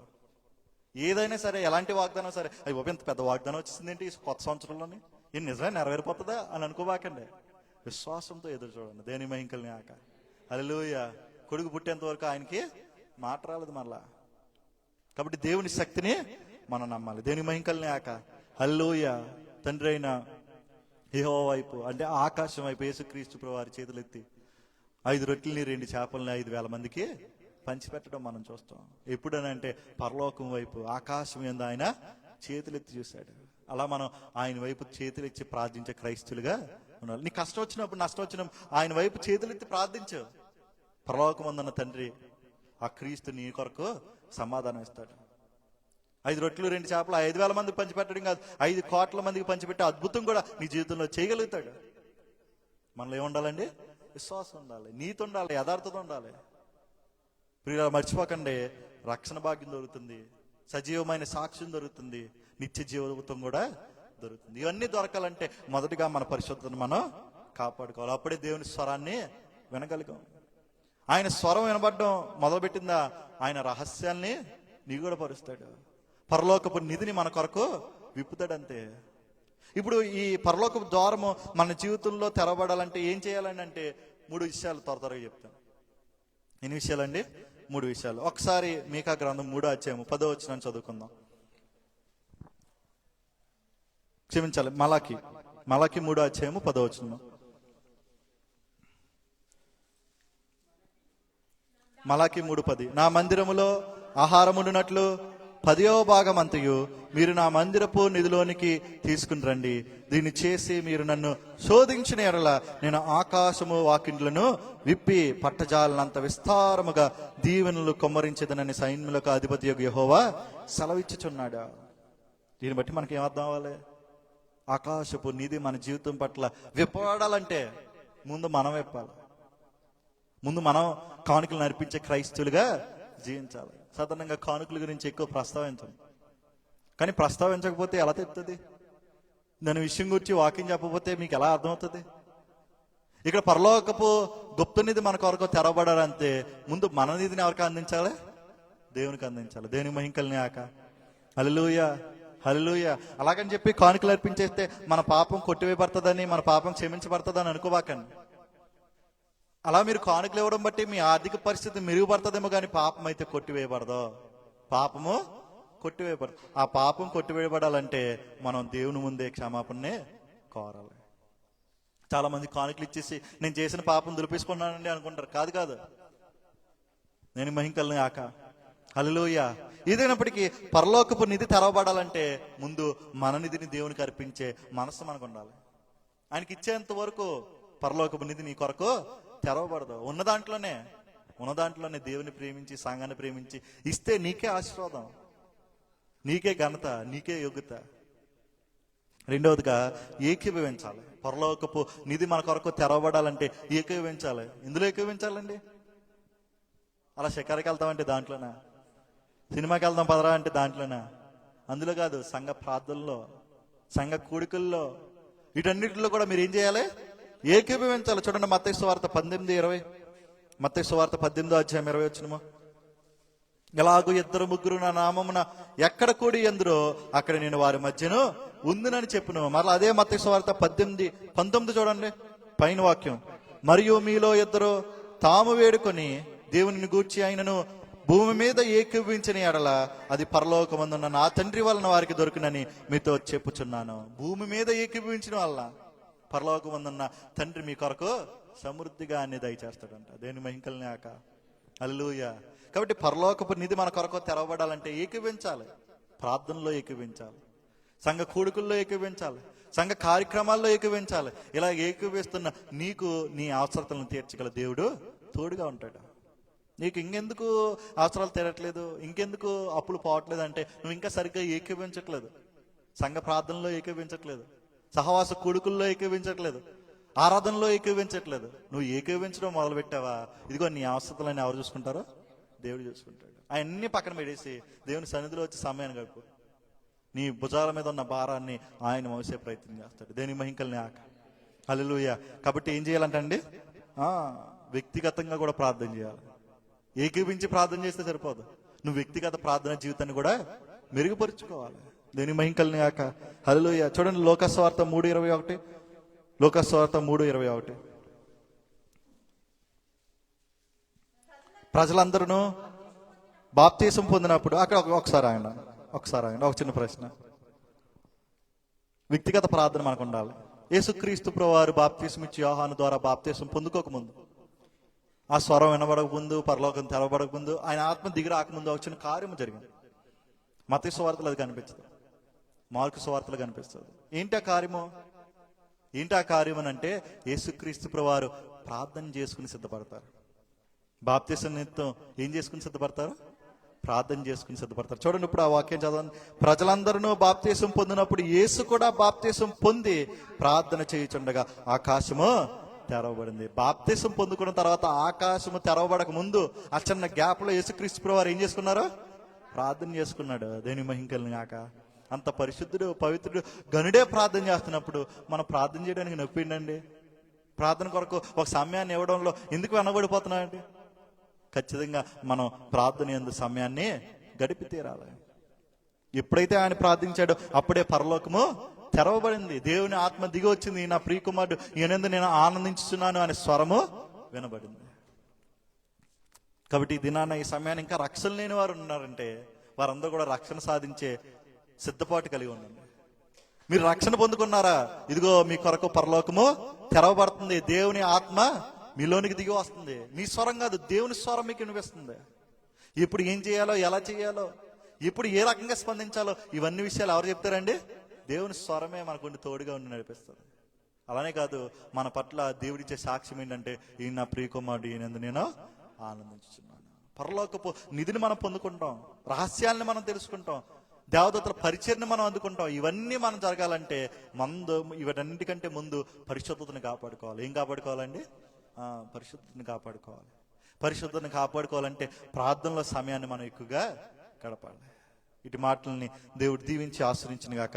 మనందరం లేచి నిలబడదాం. దేవుడు మనకిచ్చిన ఈ శ్రేష్టమైన ఉన్నతమైన సమయాన్ని బట్టి కృతజ్ఞతాస్తుతులు చెల్లిస్తూ, ప్రభా నా విషయంలో, నా జీవితంలో పరలోకపు ద్వారము తెరవబడిలో కృప చూపించండి, సహాయం చేయండి అంటూ మనం ప్రార్థన చేద్దాం. ఆయన పరిశుద్ధుడే అన్నాడు, పవిత్రుడే అన్నాడు. ఆయన ఏ రకంగా అయితే పరిశుద్ధి కలిగి ఉన్నాడు, మనం కూడా అట్టి పరిశుద్ధిని కలిగి ఉండాలని దేవుని వాక్యం సెలవిస్తా ఉంది. ఇదిగో ఈ దినాన్న, ఈ సమయాన్న మనం నిర్ణయం చేసుకుందాం. ప్రభా నేను పరిశుద్ధంగా జీవిస్తాను, నీ రక్షణ భాగ్యాన్ని నాకు అనుగ్రహించండి, మీ ఆత్మ నాలో నింపబడడానికి కృప చూపించండి. నీవిచ్చే గొప్ప సాక్ష్యము నాకు అవసరమై ఉన్నది నాయన. ఇదిగో నా జీవితంలో నీవు నా పట్ల, ఈయన నా ప్రియకుమారుడు యందు నేను ఆనందించుతున్నాను అని చెప్పగల సాక్ష్యాన్ని నేను సాధించగల భాగ్యాన్ని దయచేయండి. పరిశుద్ధుడా, పవిత్రుడా మీకు వందనాలు. అనేక మంది భక్తులు పరలోకపు ద్వారం తెరవబడ్డం చూశారు నాయన. నేను కూడా నా జీవితంలో పరలోక ద్వారము తెరవబడ్డానికి కృప చూపించండి. ఇదిగో ఆ ద్వారము ఆవలి తండ్రి కుడి పార్శ్వమందు కూర్చున్న మిమ్మల్ని చూసే కన్నులు నాకు దయచేయండి. నీ స్వరాన్ని వింటూ ఆ స్వరానికి ప్రభా ప్రాముఖ్యతని ప్రాధాన్యతని ఇస్తూ ఆ స్వరానికి లోబడుతూ నేను జీవించగల భాగ్యాన్ని అనుగ్రహించండి. వందనాలు మీకు, స్తుతులు మీకు, స్తోత్రం మీకు, ప్రభావం మీకే చెల్లించుకుంటా ఉన్నాను నాయన. మీ సంఘాన్ని ప్రేమించండి, ఆశ్రయించండి, హెచ్చించండి, బలపరచండి. ఇంకా మిమ్మల్ని మరిచి విడిచి మీకు దూరం అవుతున్న వారిని జ్ఞాపకం చేసుకోండి. వారితో మీరు మాట్లాడండి ప్రభా, వారిని మీరు మార్చండి ప్రభా. మీ సన్నిధికి వచ్చి సమయాన్ని గడిపే వెసులుబాటుని, సౌలభ్యాన్ని వారికి అనుగ్రహించమని మిమ్మల్ని వేడుకుంటా ఉన్నాను నాయన. ఇదిగో మీ సన్నిధిలో ఒక దినము గడిపే దినం కంటే శ్రేష్టమైన మీ వాక్యం సెలవిస్తా ఉంది నాయన. అట్టి శ్రేష్టమైన మేలుని, దీవుల్ని మేము పొందుకుని ధైర్యంగా ముందడి వేయడానికి ప్రోత్సహించండి, సహాయం చేయండి ప్రభా. నీ ప్రియ కుమారుడు యేసుక్రీస్తు ప్రభువారు ఎలాగైతే పరలోకమందు తన చేతులు చాచి ఆ 2 రొట్టెలని 5 చేపలను పట్టుకుని ప్రార్థన చేశాడు, అట్టి రీతిగా మా ఆశ్రతలను మీకు అప్పగించుకోవడానికి సహాయం చేయండి. పరలోకమందు మేము తేరి చూసి ప్రార్థన చేయగల గమనాన్ని మాకు దయచేయండి. అట్టి ప్రార్థనా జీవితాన్ని మాకు అనుగ్రహించండి ప్రభా. ఇంకా ఉద్యోగాలు లేకుండా సతమతవుతున్న వారిని మీరు జ్ఞాపకం చేసుకోండి, వారి జీవితంలో గొప్ప కార్యాన్ని జరిగించండి. వేసాలు లేకుండా ఉన్న వారు ఉన్నారనైనా వారిని కూడా మీరు జ్ఞాపకం చేసుకోండి. ఆర్థిక సహాయాన్ని వారికి అందించండి. మీ పరలోకపు నిధిని వారికి అనుగ్రహించండి ప్రభు.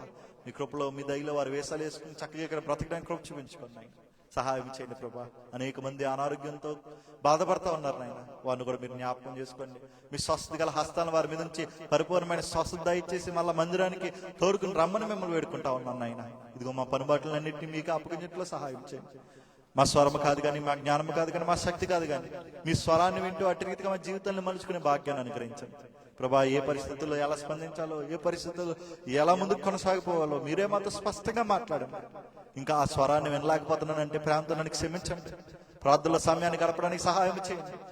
ఆధ్యాత్మికంగా నేను బలపడట్లో కృప చూపించుకోండి.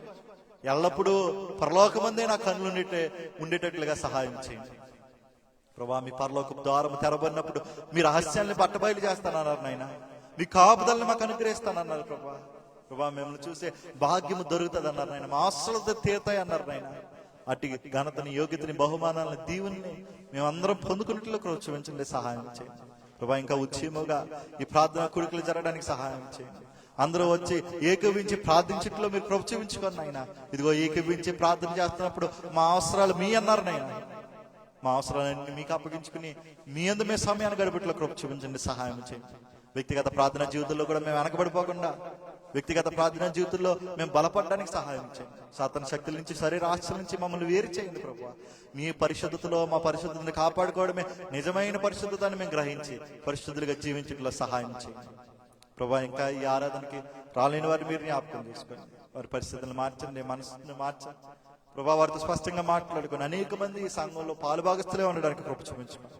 మేము అందరము పరలోక ద్వారము తెరవబడిందని, ఇంకా పెద్దగా తెరవబడిందని నేను మాత్రమే ప్రవేశించడం కాదు కానీ ఇతరులను కూడా ప్రవేశపెట్టాల్సిన బాధ్యత, భారం నా మీద ఉందని తెలుసుకుని సువార్తను ప్రకటించి నూతన ఆత్మ మీ సంఘానికి నడిపించే ధైర్యం బిడ్డలకు దయచేయండి ప్రభా.